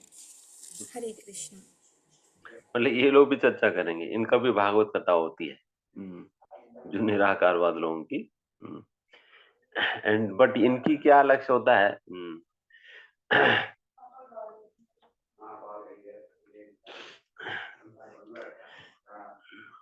भगवान में एकाकार होने के उद्देश्य से करेंगे। बिकॉज उनका ऐसा भावना होता है कि भगवान बहुत समय से आप ही भगवान बने हुए हैं, थोड़ी देर हमें आपकी गद्दा दे दीजिए, हम भी थोड़ी देर भगवान बनकर देख लेते हैं, हम भी थोड़ी देर भगवान बन जाएंगे। तो भगवान बनने के लिए भगवान के विषय में सुनते हैं ताकि वो भी भगवान जैसा बन जाए। तो ये इन लोगों की सुनने की लक्ष्य होता है। बट भक्तों का क्या लक्ष्य होता है भगवान के विषय में सुनने का? भक्तों का लक्ष्य है भगवान के विषय में सुनने का। वैसा तो भगवान के विषय में सुनना ही उनकी आनंद का एकमात्र स्रोत है भक्तों के लिए। To simply hear about the topics of Krishna itself is a source of great satisfaction relishment for devotees. इसलिए भगवान गीता में कहते हैं, मत चित्ता मद्गत प्राणः बोधयंत परस्परम कथयंत माम नित्यम तुष्यन्ति च रमन्ति च। मेरे भक्तों के लिए मेरी कथा के विषय में चर्चा करना उनके लिए तो प्राण के समान है। For them it is this is just not a means to become God, but for them it is their life and soul। उनके विषय, उनके लिए तो जान प्राण है ये। भगवान के विषय में सुनना, भगवान के विषय में चर्चा करना उनके लिए तो प्राण के समान है। मद्गत प्राणा बता रहे हैं, मद्गत प्राणा, इसको उनके प्राण की तरह मानते हैं। एंड क्यों? बिकॉज इसी से ही उनको आनंद मिलता है। कथयन्तश्च माम नित्यम, इस प्रकार से नित्य रूप से भगवान के विषय में चर्चा करते हुए तुष्यन्ति च रमन्ति च। तुष्यन्ति मतलब उनको संतृप्ति मिलता है, तुष्टि मिलता है, संतृप्ति मिलता है, एंड रमन्ति मतलब आनंद मिलता है। संतृप्ति और आनंद उनको भगवान के विषय में चर्चा करने पे ही मिलता है। इसलिए भगवान की कथाओं को अपना जीवन प्राण ही मानते हैं भक्त। एंड इस प्रकार से भगवान के विषय में सुनकर भगवान के प्रति उनके आकर्षण बढ़ता है, और भगवान के प्रति आकर्षण बढ़ने पे भगवान को और समर्पित करेगा, और भगवान की और सेवा करने की इच्छा उनके अंदर होगी। जितना भगवान के विषय में सुनेगा उतना ही भगवान की सेवा करने की इच्छा उनके अंदर बढ़ते जाएगी। नहीं, मुझे कृष्ण की सेवा और अच्छा से करनी चाहिए, और अच्छा से करनी चाहिए, और बेहतर से करनी चाहिए। नहीं, मैं ये गलती कर रहा हूँ, नहीं इसको भी मैं सुधार लेना चाहता हूँ, इसको भी और मैं बेहतर करूंगा, मैं बहुत समय बर्बाद कर दे रहा हूँ, नहीं ये भी ठीक करके मैं भगवान श्री कृष्ण की और सेवा करूंगा। तो उस प्रकार की लालसा उस व्यक्ति के अंदर बढ़ जाता है। एंड ऐसा बढ़ते जाता है कि उनको कभी संतुष्टि नहीं होता। संतुष्टि नहीं होता है कि बस अभी बहुत हो गया, अभी ठीक है, अभी बस हो गया, सैचुरेशन पे आ गया, नहीं। He will constantly want to enhance his service to Krishna more and more and more and more। बहुत बड़ा लालची की तरह, जैसा व्यापारी होता है ना, वो चाहे कितना भी कमा ले, करोड़ों रुपए कमा ले, फिर भी उनके अंदर लगता है कि अगले साल और कमाना है। और फिर अगले साल 100 करोड़ रुपए कमा ले, फिर भी उनको लगता है नहीं अगले साल 1000 करोड़ कमाएंगे। तो उनके अंदर वो लालच खत्म नहीं होता। उसी प्रकार से भक्ति योगी का, भक्तों का भी लालच कभी खत्म नहीं होता भगवान की सेवा के लेकर। भगवान की सेवा कितना भी करें उनको लगता है कि कमी है, मुझे और करना चाहिए, और करना चाहिए। अरे अभी तो 16 माले ही कर पा रहा हूँ, और करना चाहिए, कम से कम 25 तो करूं। अरे अभी तो 25 ही हो पा रहा था, 32 करना चाहिए, नहीं अरे 32 ही हो पा रहा है, 64 करना है। तो ऐसा करते करते व्यक्ति का पूरा जीवन ही नाम में चले जाता है। दिन भर ही भगवान का नाम लेगा। तो इस प्रकार से लालच बढ़ जाता है। तो असलियत में श्रवण करने का यही फल है, भगवान को पाने की लालच बढ़ता है। क्योंकि भगवान के प्रति व्यक्ति और आकर्षित होने लगता है। तो ये भगवान के विषय में सुनने के फल है। एंड एंड यहाँ पर Srila Prabhupada is the best acharya for Kaliyuga. Kalyug के लिए तो प्रभुपाद जैसा और कोई चीजें बता ही नहीं सकता है। इतना मतलब कलयुग की हमारा मंद बुद्धि लोगों को समझाने की तरफ से चीजों को बताना। जैसे यहाँ पर प्रभुपाद कह रहे हैं ना, श्लोक में जैसे बता, mainly the top most transcendentalists who are about regulative principles. कुछ ऐसा लोग होते जो कि नियमों के परे चले जाते हैं। इन नियमों को परे चले जाने को प्रभुपाद कितना सुंदर तरीके से प्रभुपाद जी समझा रहे हैं। जिस प्रकार से एक रोगी रोगी की अवस्था में एक व्यक्ति रहता है, उस अवस्था में तो उनको उस रोग के संबंधित सारा नीति नियमों को पालन करना ही पड़ता है। एंड फिर उस नियमों का पालन करते हुए उनको दवाई लेना होता है। बट वही जो व्यक्ति, जिस व्यक्ति का बीमारी ठीक हो गया, जिस व्यक्ति का बीमारी ठीक हो गया, उनको फिर वापस सारा नियमों को पालन करने की क्या जरूरत पड़ेगी? उनको सारा नियमों को पालन करने की क्या जरूरत पड़ेगी? तो उनको जरूरत नहीं है सारा नियमों को पालन करने का। बट वो अपना खान पान तो कंटिन्यू करेगा ना, जो उनकी बेसिक खान पान है वो तो कंटिन्यू करेगा, बट बाकी जो नियम है वो उसको चलाने की जरूरत नहीं पड़ेगी। बट जो बेसिक आहार है वो तो कंटिन्यू करेगा। उसी प्रकार से जो मुक्त आत्मा भी वो अपना श्रवण कीर्तन नाम जप इत्यादि इत्यादि तो कंटिन्यू करेगा, बट उनके ऊपर कोई दबाव नहीं है कि उनको नियमों का पालन करना ही चाहिए, बाकी अन्य नियमों का पालन करना ही चाहिए करके कोई दबाव नहीं होता। हम्म तो इसलिए कई बार कई महात्माएं, कई महान भक्त अगर साधारण तौर पर अगर नियमों को तोड़ते हुए दिखाई भी देते हैं, हमें कभी भी उनको हम अपने से तुलना करके नहीं सोचना चाहिए कि ये गलतियां कर रहे हैं। हम्म, गलतियां कर रहे हैं। हम रोगी हैं, हमें नियमों का पालन करना पड़ेगा, बट ये जरूरी नहीं कि हर कोई व्यक्ति हमारे स्तर पे रोगी की तरह सारा नियमों का पालन करना ही हो। हुँ, ही में भी तो इसलिए फिर उस प्रकार से समझकर हमें वरिष्ठ भक्तों में या शुद्ध भक्तों में हमें दोषों को ढूँढना नहीं चाहिए। हुँ, है ना? तो प्रभुपाद जैसे सुंदर उदाहरण से समझा रहे थे इसमें, है ना? तो इस प्रकार से भगवान की दिव्य लीलाएँ हैं, जिसके take pleasure in describing the मतलब इतने महात्माएँ भी क्यों ना हों, फिर उनको भी बहुत आनंद आता है भगवान की लीलाओं के विषय में सुनने में, चर्चा करने में। इसलिए भागवत में भी अन्य जगह इस प्रकार से कहा जाता है, आत्मा रामश्च मुनियो निर्गन्ध अपि उरुक्रमे। आत्मारामश्च मनोयो निर्ग्रंथ अपि उरुक्रमे, इसमें बताया जा रहा है एक आत्माराम स्थिति को पाया हुआ एक बहुत बिल्कुल मुक्त आत्मा भी क्यों ना हो। हम्म, वो मुक्त आत्मा है, वो सारा भौतिक बंधनों से या भौतिक आकर्षणों से परे जा चुका है।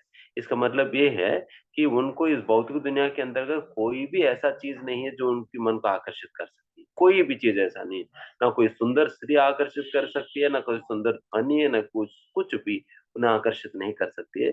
उस प्रकार सारे भौतिक आकर्षणों के परे जा चुका है वो व्यक्ति। एंड वो व्यक्ति जो कि जिस कोई भी भौतिक चीजों से आकर्षित नहीं होता है, वैसा व्यक्ति को भी आकर्षित करके बांध कर रख देती है, वो है भगवान श्री कृष्ण की कथा। हम्म, इस दुनिया के अंदर कोई भी चीज आकर्षित नहीं कर पाएगी, बट कृष्ण कथा तो उनको आकर्षित करेगी। कृष्ण के नाम, कृष्ण कथा, कृष्ण स्वरूप उनको आकर्षित करेगी। तो वैसा लोगों का आत्मा राम लोगों को भी आकर्षित करके बांध कर रखने की सामर्थ्य है, ये कृष्ण कथा में, कृष्ण स्वरूप में, कृष्ण नाम में है।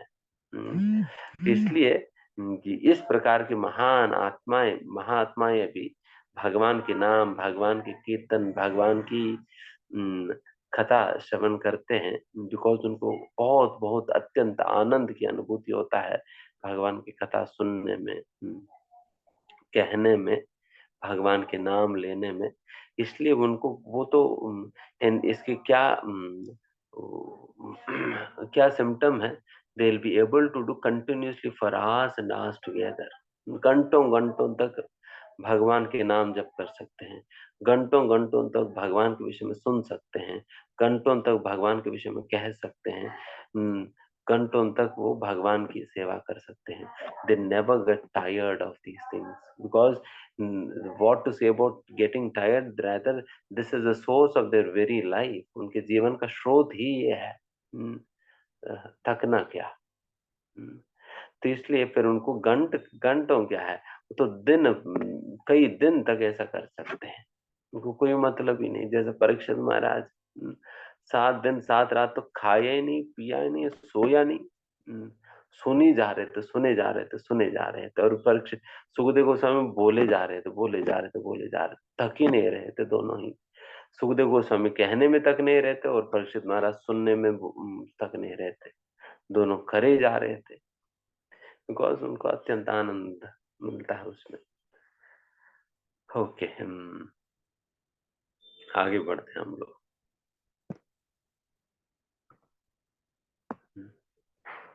इदं भागवतं नाम पुराणं ब्रह्म संहितं अदि अदित अदित्तवान् द्वापरादौ पितुर्द्वैपायनादहम्। द्वापर युग के अंत में मैंने अपने पिता श्रीलद्वैपायन व्यासदेव से श्रीमद् भागवतम नाम के इस महान वैदिक साहित्य के अनुपूरक ग्रंथ का अध्ययन किया, जो समस्त वेदों के समान है। तात्पर्य: श्रीला सुखदेव गोस्वामी के इस कथन की पुष्टि उनके ही निजी उदाहरण द्वारा होती है कि सर्वोच्च अध्यात्मवादी जो विधि विधानों की परिधि से परे होता है, मुख्य रूप से वही श्री भगवान के श्रवण तथा महिमा गायन का आश्रय लेता है। सामान्य मुक्त आत्मा तथा सर्वोच्च अध्यात्मवादी होने के कारण श्रील सुखदेव गोस्वामी को महाराज परीक्षित के अंतिम 7 दिनों की उस सभा में उपस्थित समस्त सर्वोच्च मुनियों द्वारा मान्यता दी गई थी। वे स्वयं अपने जीवन से उदाहरण देते हैं कि वे स्वयं श्री भगवान के दिव्य कार्यकलापों के प्रति आकृष्ट हुए थे और उन्होंने अपने महान पिता श्रीलद्वैपायन व्यासदेव से श्रीमद् भागवतम का अध्ययन किया था। श्रीमद् भागवतम या ऐसे ही किसी अन्य वैज्ञानिक साहित्य का अध्ययन अपनी बुद्धि के बल पर नहीं किया जा सकता।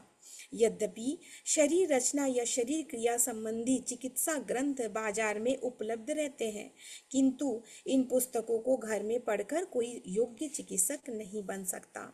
उसे चिकित्सा विद्यालय में प्रवेश लेकर के विद्वान प्राध्यापकों के पथ प्रदर्शन में पुस्तकों का अध्ययन करना होता है।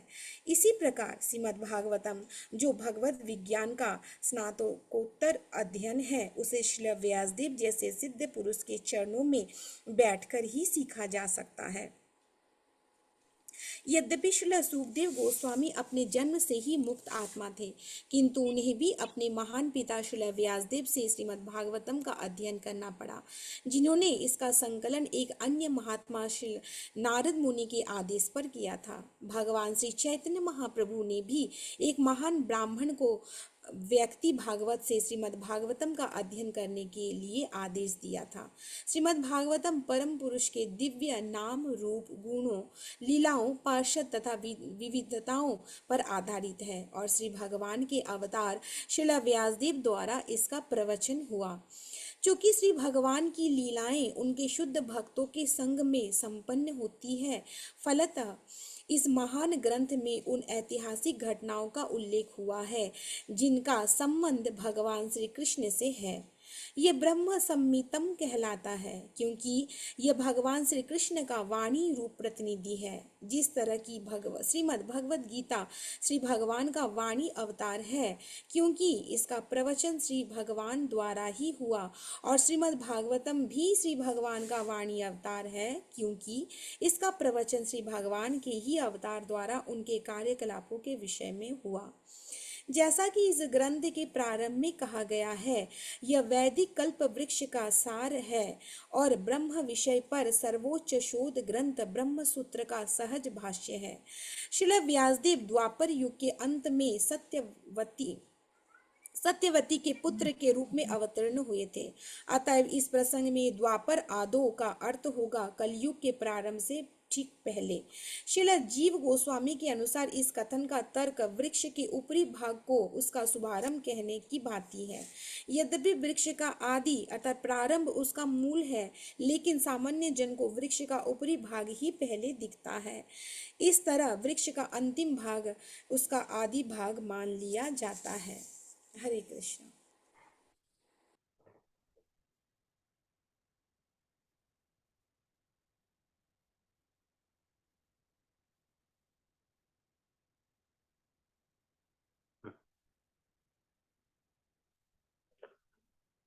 हाँ,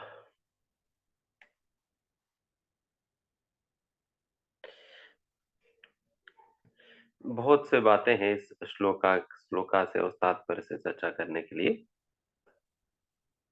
हमारे पास 15 मिनट है, देखते क्या।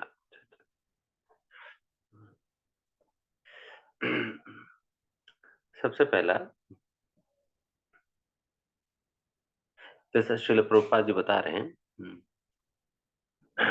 चैतन्य महाप्रभु कोट करते हुए बता रहे हैं ना, चैतन्य महाप्रभु ने कहा है, भागवत पढ़िल भागवत स्थाने। भागवत के अध्ययन कैसे करनी चाहिए? भागवत स्थाने। भागवत स्थाने मतलब एक पुरुष 2 प्रकार के भागवत होते हैं।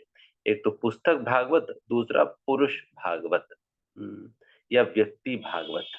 2 भागवत है, एक पुस्तक भागवत, दूसरा व्यक्ति भागवत, 2 भागवत है। तो फिर यहाँ पर बताए जा रहे हैं, अगर आपको पुस्तक भागवत के अध्ययन करना है, देन फिर व्यक्ति भागवत के पास जाना होगा। व्यक्ति भागवत के पास जाना होगा, फिर उनकी निर्देशन में ही आप भागवत पढ़ सकते हैं। कोई भी व्यक्ति अपने आप से नहीं पढ़ सकता।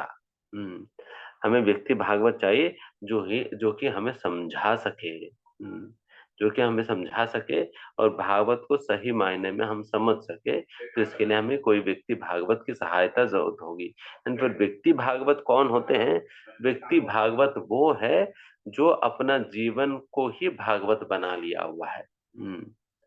जीवन को ही भागवत बना लिया हुआ है, उनको व्यक्ति भागवत कहा जाता है। या अन्य वचनों में कहा जाए, जो व्यक्ति अपना जीवन को भागवत के हिसाब से जीता है, वो व्यक्ति भागवत है। या जिसने भागवत को अपना आत्मसात कर लिया हुआ है, उन्हें व्यक्ति भागवत कहा जाता है। और फिर ऐसा जो व्यक्ति भागवत है, उनकी निर्देशन में, उनकी श्री चरणों पे बैठकर भागवत के अध्ययन करनी चाहिए, चाहे हम कितना भी पहुंचा हुए व्यक्ति क्यों न हो। जैसे कि यहाँ पर सुखदेव गोस्वामी के विषय में कोट करके प्रभुपाद जी बता रहे हैं, सुखदेव गोस्वामी स्वयं आत्म साक्ष जन्मतः जन्मतः वो मुक्त आत्मा है, जन्मतः मुक्त आत्मा होने के बावजूद भी सुखदेव गोस्वामी को व्यासदेव के चरणों पे बैठकर उनको शिक्षा लेना पड़ा। एंड फिर वैसा जो व्यासदेव, जो कि भगवान के स्वयं लिटररी इंकारनेशन है, भगवान की शक्ति आवेश अवतार है, फिर वैसा व्यासदेव को भी नारद मुनि के चरणों पे बैठकर उनको भागवत को सुनना पड़ा, समझना पड़ा। तो उस प्रकार से हर कोई जो है, फिर शुद्ध भक्तों के चरणों पे बैठकर ही भागवत के अध्ययन किए थे। उसी प्रकार से हम भी अगर भागवत की अध्ययन करनी है, इन प्रभुपाद जी जैसा महान आचार्यों की चरणों पे बैठकर हमें भागवत के अध्ययन करनी चाहिए, उनके निर्देशन के अनुसार भागवत समझना चाहिए। है ना? तो वही यहाँ पर बताए जा रहे हैं। एंड इसका और भी उदाहरण प्रभुपाद जी ने दिया, जिस प्रकार से हम अपना मेटेरियल एजुकेशन में भी बुक्स वगैरह पढ़ते हैं, उसी प्रकार से तो हमने पढ़ा है। एग्जैक्टली वही चीज हमें यहाँ पर भी करनी चाहिए।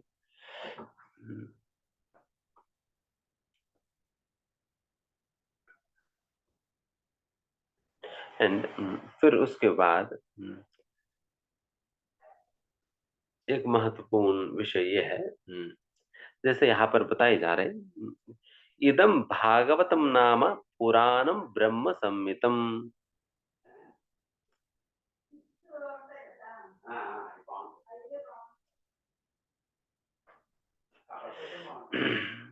पुराणम ब्रह्म संहितम approved as the essence of the Vedas। ये पुराणम ब्रह्म संहितम, ये जो भागवतम, ये 18 पुराणों में से एक है। 18 पुराणों में से एक है। फिर भी ये ये बाकी अन्य पुराणों की तरह बाकी अन्य पुराणों से अलग भी है। कैसे कि बाकी अन्य पुराण कोई ना कोई गुणों से उसकी संपर्क है, सत्व रजोर तम। बट भागवतम एक ऐसा पुराण है जिसको अमल पुराण करके चेतन महाप्रभु ने घोषित किया हुआ है। भागवतम अमलम प्रमाणम अमलम, भागवतम प्रमाणम अमलम करके महाप्रभु ने घोषित किया हुआ, इसलिए भागवत का अमल पुराण कहा जाता है, जो कि इसके अंतर्गत ना सत्वगुण की मल है, ना रजोगुण की मल है, ना तमोगुण की मल है। तीनों गुणों की संपर्क से बिल्कुल ही परे है। बिकॉज इस श्रीमद् भागवतम के अंतर्गत केवल और केवल शुद्ध भक्ति के विषय में ही चर्चा होती है। वैसा तो कहा जाए, भागवतम का 3 विषय है, भक्त, भगवान और भक्ति। These are the three elements जिसके विषय में पूरा भागवत में बस इन्हीं तीन चीजों के विषय में चर्चा होती है। भक्त के विषय में, भगवान के विषय में, और दोनों के बीच में जो भक्ति के संबंध में। तो इसलिए this is completely transcendental. It does not talk about any any पाप पुण्य इत्यादि, इन सारे चीजों के विषय में कहीं कुछ नहीं बात होती है। दोनों से बच कर भक्ति करने की ही बातें की जाती है। तो इसलिए ये सारा वेद, एंड फिर वैसा तो यही बात प्रभुपाद जी जैसा कह रहे हैं, ये भागवतम की शुरुआत में भी तो कहा गया है ना, निगम कल्प तरोर गलितम फलम सुकुम कादम द्रव संवितम। ये सारा वेद शास्त्रों की पेड़ के ऊपर पका हुआ जो फल है ये श्रीमद् भागवतम। एंड यही बात यहाँ पर भी बताई जा रहे हैं, ब्रह्म संवितम। मतलब ब्रह्म मतलब सारा वेद शास्त्रों को ब्रह्म शास्त्र भी कहा जाता है, ब्रह्म शास्त्र भी कहा जाता है। तो वैसा ब्रह्म संहिता मतलब सारा वेद शास्त्रों के द्वारा प्रमाणित की गई या सार है ये ब्रह्म, ये श्रीमद् भागवतम। एंड ये कब सुखदेव गोस्वामी ने पढ़ा अपने पिताजी से? द्वापरादो, द्वापर युग की शुरुआत में या कलयुग की अंत में, इस प्रकार से।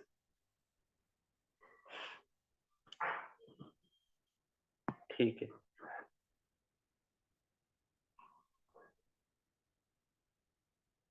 ठीक, यहाँ समाप्त करते हैं। किसी को कोई प्रश्न है पूछ सकते हैं। हरे कृष्णा प्रभु जी, धन्यवाद। थैंक यू प्रभु जी फॉर, आपने बहुत अच्छा श्रीमद् भागवतम का हमें समझाया प्रभु। सभी डिवोटीज को बहुत अच्छा समझाया। आपका सभी डिवोटीज से एक प्रार्थना है कि हम इस क्रेस वेदांत चैतन्य प्रभु जी का एक बार हम धन्यवाद करते हैं आज के सुंदर श्रीमद् भागवतम की क्लास के लिए। हरे कृष्ण महामंत्र बोलकर, हरे कृष्ण कृष्ण कृष्ण हरे हरे, हरे राम राम राम हरे हरे। तो अभी क्वेश्चंस लेने से पहले एक छोटी सी अनाउंसमेंट है। मैं एक मिनट, जितेंद्र प्रभु आप अपने आप को अनम्यूट करके अनाउंसमेंट कर सकते हैं प्रभु, उसके बाद फिर हम क्वेश्चंस ले सकते हैं।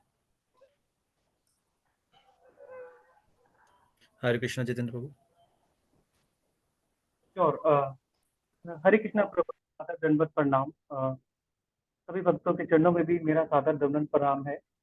तो जैसा कि प्रभु जी ने हमें बताया है और हम पिछले सेशंस में भी सुन चुके हैं कि हमारा भागवतम क्लासेस को जो ज्वाइन करने का प्रोसेस है उसमें थोड़ा बदलाव होने जा रहा है और बहुत ही सिंपल चेंज है। और इसके कुछ रीजंस भी हैं, जैसा कि हम देखते हैं कि जब हम अपने जूम लिंक को जो हमारे व्हाट्सएप ग्रुप में शेयर होता है, जब हम उसे क्लिक करते हैं तो sometime we don't get the chance to share the proper information, क्योंकि जूम अपने आप हिस्ट्री से कुछ पुरानी इंफॉर्मेशन उठा लेता है। हमने देखा है कि कई बार हमारी नाम की जगह पे फोन का मॉडल लिखा हुआ आता है, कई बार हमारे बच्चों का नाम आ रहा है, कभी हम उनकी क्लासेस का नाम आ रहा है, क्योंकि हम सेम जूम को सेम ही फोन पे यूज करते हैं।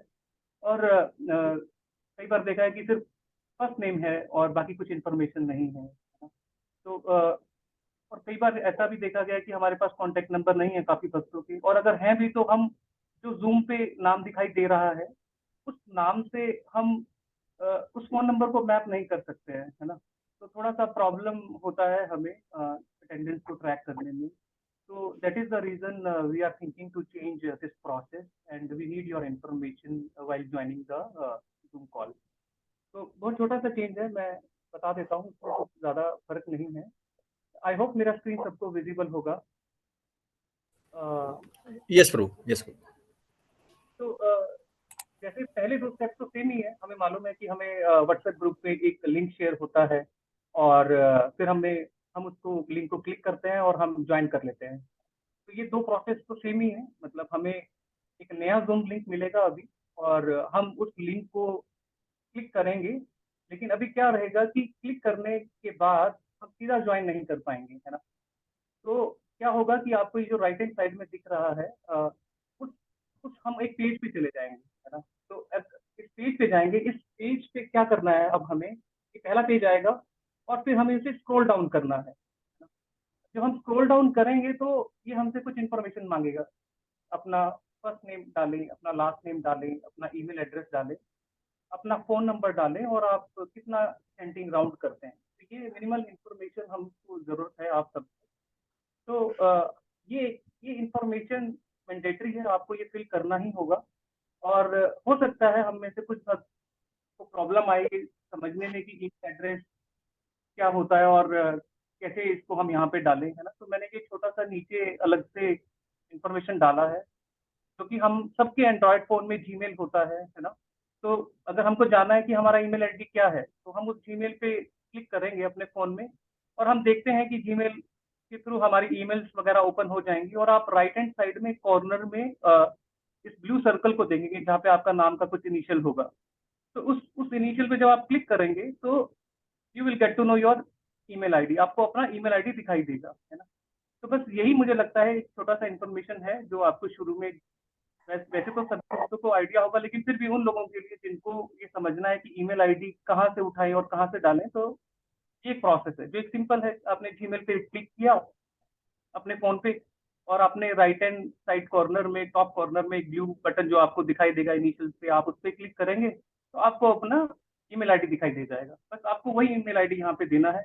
फोन नंबर आपको पता ही है और आप चैंटिंग राउंड कितना करते हैं ये आप इन्फॉर्मेशन यहाँ पे डालेंगे। और फिर उसके बाद क्या करेंगे, थोड़ा सा और स्क्रॉल करेंगे, पेज यही होगा, थोड़ा सा और स्क्रॉल करेंगे। स्क्रॉल करने पे आपको रजिस्टर एंड ज्वाइन का बटन दिखाई देगा, है ना। तो बस जैसे ही आप इस रजिस्टर एंड ज्वाइन को क्लिक करेंगे आप सेशन में ज्वाइन हो पाएंगे। तो ये एक बहुत छोटा सा प्रोसेस है और मैं अभी आपको करके भी दिखा देता हूँ कि ये कैसे होगा। और इससे पहले मतलब कुछ भक्तों को ये भी लग सकता है कि हम ये बार बार इंफॉर्मेशन फिल करेंगे क्या, तो उसका आंसर ये है कि नहीं, मतलब हर बार आपको इंफॉर्मेशन सारा नहीं फिल करना है। नेक्स्ट टाइम जब आप सेम डिवाइस से जब लॉगिन करेंगे तो आपको आपका फर्स्ट नेम जो आपने पहले सेशन में ज्वाइन किया था, नेक्स्ट सेशन में आपको आपका फर्स्ट नेम पहले से फिल मिलेगा, लास्ट नेम आपको पहले से फिल मिलेगा और ईमेल आईडी आपको पहले से फिल मिलेगा जब आप सेम डिवाइस से ही यूज करेंगे। तो बस आपको अगले सेशन में सिर्फ अपना फ़ोन नंबर और अपने चैंटिंग राउट फिल करने हैं और आप अपने इस बटन को क्लिक करेंगे रजिस्टर एंड ज्वाइन, तो आप ज्वाइन कर पाएंगे। तो ये बहुत ही सिंपल सा प्रोसेस हमने डाला है क्योंकि हमें लगता है कि हमें इंफॉर्मेशन की नीड है ताकि हम आप सबको अच्छे से सर्व कर सकें। I hope this is clear to all. और हमारी रिक्वेस्ट है कि जब भी आप ये इन्फॉर्मेशन डालेंगे आप सेम इन्फॉर्मेशन डालेंगे हमेशा, ताकि हमें आगे कोई परेशानी ना हो। अगर ये प्रोसेस अगर क्लियर है तो may be you can type yes so that I understand this is clear. I can also give a demo, एक डेमो भी दे देता हूँ मैं साथ में। आप सभी एक बार यस या नो डाल के अपने सेशन अपने चैट में मुझे बताइए so that I can do accordingly. I can see everyone typing yes, so that means सबको समझ में आ रहा है। ठीक है, फिर भी मैं एक डेमो दिखाता हूँ आपको। जैसा कि क्या रहेगा, जैसे आप मेरी स्क्रीन पे मेरा व्हाट्सएप देख पा रहे होंगे, है ना। तो जैसा ये इस तरह से अभी आपको एक मैसेज आता है, उसी तरह से आपको एक मैसेज आएगा। बस आपको यहाँ पे होगा कि please fill your details to join the meeting और एक जूम लिंक आपको मिलेगा। आपने क्या करना है, इसी जूम पे आपने क्लिक करना है। अब ये देखिए क्या करेगा। आप अपने फोन से भी कर सकते हैं, लैपटॉप से भी कर सकते हैं। It is pretty simple the same thing. But अभी क्या हुआ, आप हम ज्वाइन नहीं कर पाए, है ना। सीधा जैसे अभी तक हम करते थे, हम सेशन को ज्वाइन नहीं कर पाए हैं। अभी क्या आ गया, ये पेज आ गया, है ना। तो काफी भक्तों को लग सकता है कि ये पेज आ गया, हमें क्या करना है, तो ये याद रखिए इसे स्क्रॉल डाउन करना है ना। हमने ये देखा है काफी भक्त ऐसा काफी जगह पे हमने इम्प्लीमेंट किया है। ये याद रखिए जब ये पेज आएगा तो आप स्क्रॉल डाउन करें, स्क्रॉल डाउन करेंगे तभी आपको ये नीचे इन्फॉर्मेशन दिखेगा और आप यहाँ पे फिल इन करेंगे। जैसे अगर मैं यहाँ पे डालता हूँ अपना नाम, डाला मैंने यहाँ पे अजय, फिर मैंने डाला बंसल और फिर मैंने डाला bnsal@gmail.com और फिर मैंने अपना नंबर डाला और फिर मैंने अपना चैंटिंग ग्राउंड डाल दिया है। तो अगर मैंने ये इस तरह से अपना ये नंबर डाला है, अभी के लिए आपको यहाँ रजिस्टर दिख रहा है ना। क्योंकि ये जब आप ज्वाइन करेंगे जनरली 7:15 पे या 7:30 पे या 7:40 पे, तब ये रजिस्टर एंड ज्वाइन अपने आप हो जाएगा ऑटोमेटिकली, क्योंकि मैंने ये मीटिंग बनाया है 7 मार्च का, जो कि अभी एक्टिव नहीं है, है ना। लेकिन जिस दिन ये एक्टिव होगा तो अपने आप ये बटन रजिस्टर एंड ज्वाइन हो जाएगा अराउंड 7 o'clock के आसपास, यानी आधा घंटा पहले मीटिंग से पहले आपको यहाँ पे रजिस्टर एंड ज्वाइन दिखाना शुरू कर देगा। तो आप क्या करेंगे, बस आप यहाँ रजिस्टर, ये आपने इन्फॉर्मेशन फिल किया, यहाँ पे आपने यहाँ से स्क्रॉल किया, ये इन्फॉर्मेशन फिल किया और आपने रजिस्टर एंड ज्वाइन पे क्लिक किया और आप ज्वाइन कर पाएंगे। तो इट इज बहुत सिंपल है। मैं वो भी दिखा देता हूँ, जैसे अभी मैंने डाला है, हालांकि अभी ये एक्स्ट्रा से दिखाई दे रहा है, लेकिन जब मीटिंग चल रही होगी तो आप अपने आप मीटिंग में आ जाएंगे, है ना। भी दिखा देता हूँ कि जैसे अगर मान लो अब मैं सेकंड टाइम इसको फिल करता हूँ, मान लो मैं इसको अगर क्लोज करता हूँ, तो ये सेकंड टाइम अगर आप देखेंगे, जब मैं इसको रिफ्रेश कर देता हूँ, सेकंड टाइम आप देखेंगे अगर मैं सेम मशीन पे हूँ, आपको ये इन्फॉर्मेशन ऑलरेडी फिल इन आ रही है। आप तो it is only for the first time, everybody will have to fill their first name, last name और ईमेल आईडी। इसके बाद सिर्फ हर बार आपको फोन नंबर और चैंटिंग राउंड डालना है।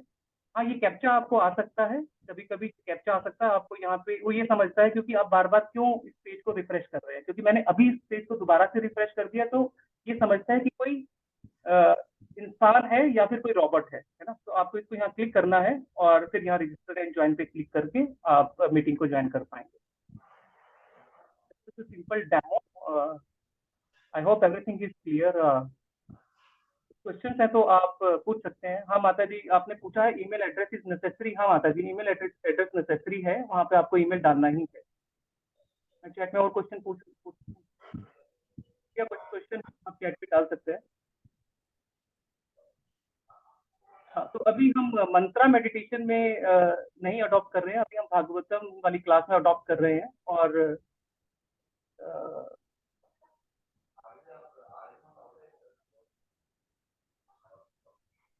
किसी का कुछ क्वेश्चन है तो आप चैट पे डाल सकते हैं, otherwise we can wrap up this.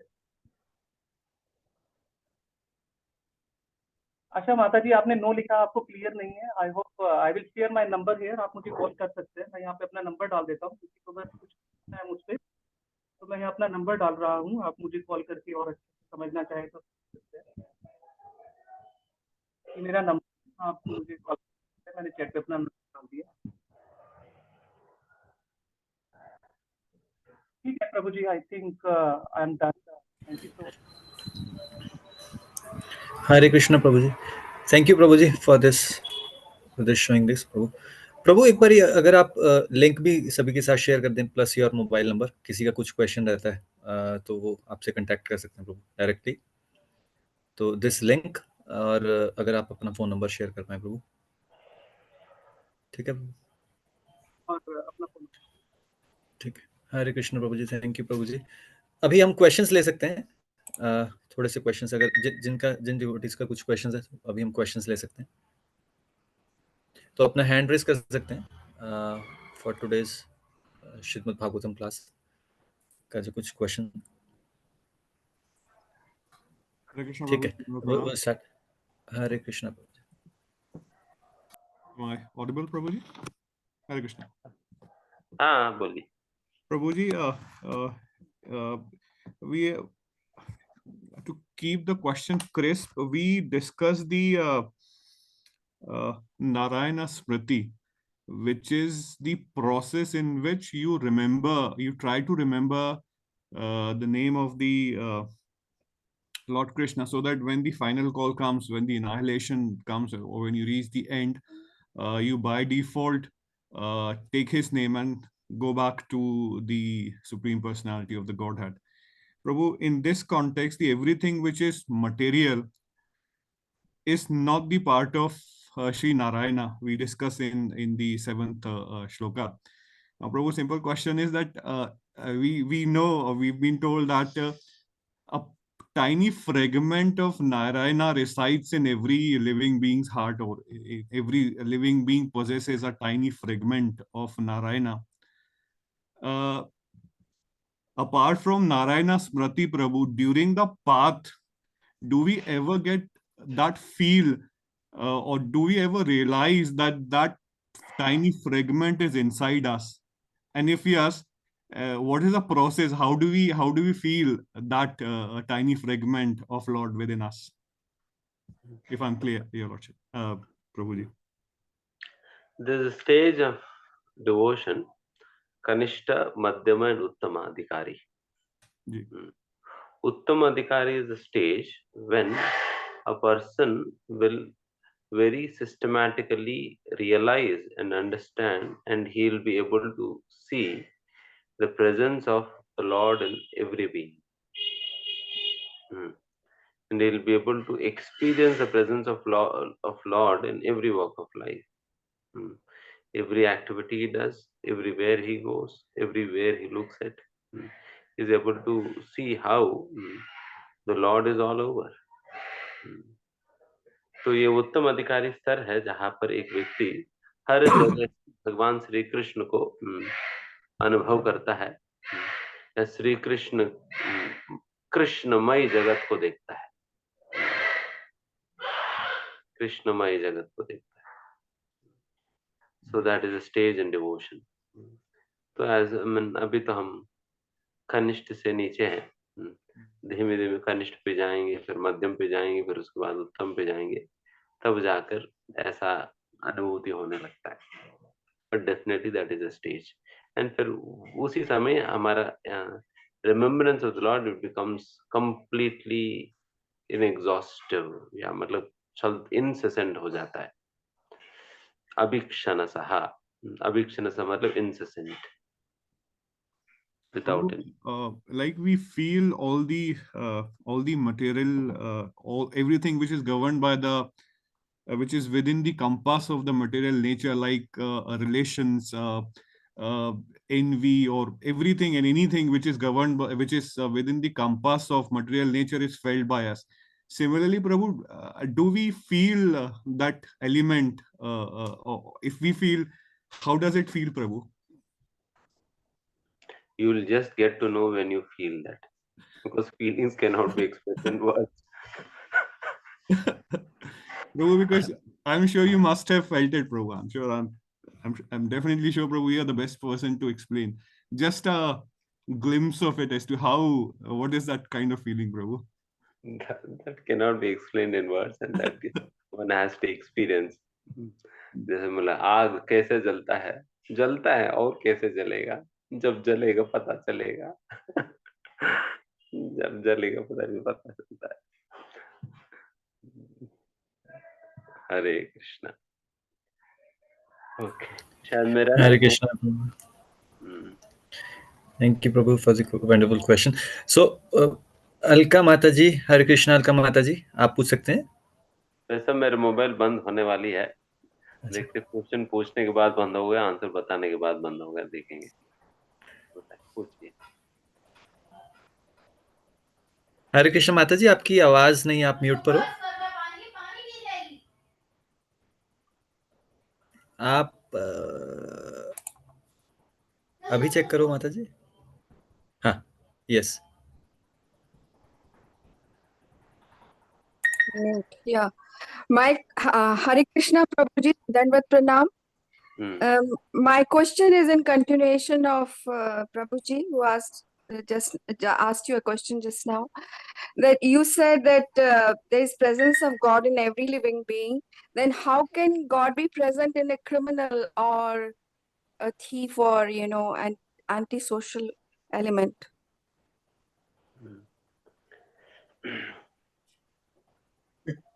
Criminal, murderer, or a thief, or I Just feel like a mother exists even for a criminal. yes, mother के बिना तो क्रिमिनल भी नहीं आएगा. correct. मदर exists, पर हर criminal is also a son. Yes. उसी प्रकार से Krishna exists for everyone, whether he be a criminal, whether he be a good person, whatsoever he is, Krishna is always with him. This is what we should understand, कि Bhagavad Gita is above all morality,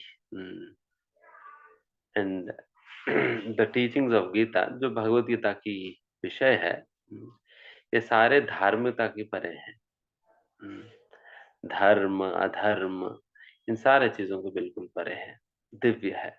इसलिए यहाँ पर दिव्यत्व की बातें किया जा रहे हैं. wherein Krishna talks on a completely different platform in Gita, that is on a spiritual platform. Mm.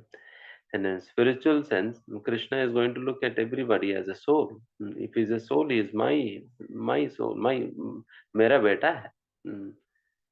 चाहे एक क्रिमिनल का आत्मा भी क्यों ना हो, क्रिमिनल का आत्मा भी अल्टीमेटली भगवान के अंश है ना.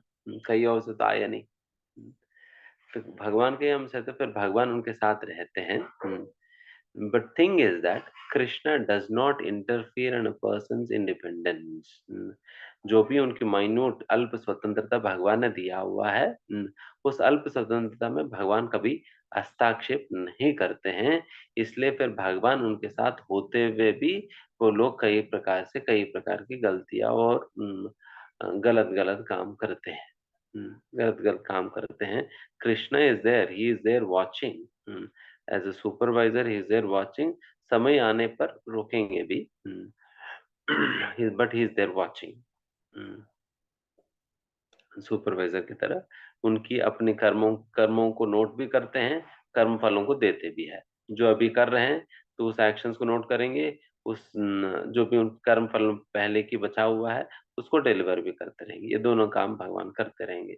उपदृष्टा अनुमंता, दोनों काम करेंगे भगवान. तो इस प्रकार से डज नॉट इंटरफियर. इसलिए कई बार लगता है कि अच्छा क्रिमिनल के साथ क्या भगवान होंगे करके. यस, क्रिमिनल के साथ भी भगवान होंगे ही, but Krishna does not interfere. That's the thing. ठीक है. हरे कृष्णा. हरे कृष्णा प्रभु जी. हरे कृष्णा माता जी. Thank you for the wonderful question. So एक बार हम सभी डिवोटीज प्रभु जी का धन्यवाद करते हैं आज के सुंदर श्रीमद् भागवतम की क्लास के लिए. सभी डिवोटीज एक बारी हरे कृष्ण महामंत्र का जप करके हरे कृष्ण कृष्ण कृष्ण हरे हरे, हरे राम राम राम हरे.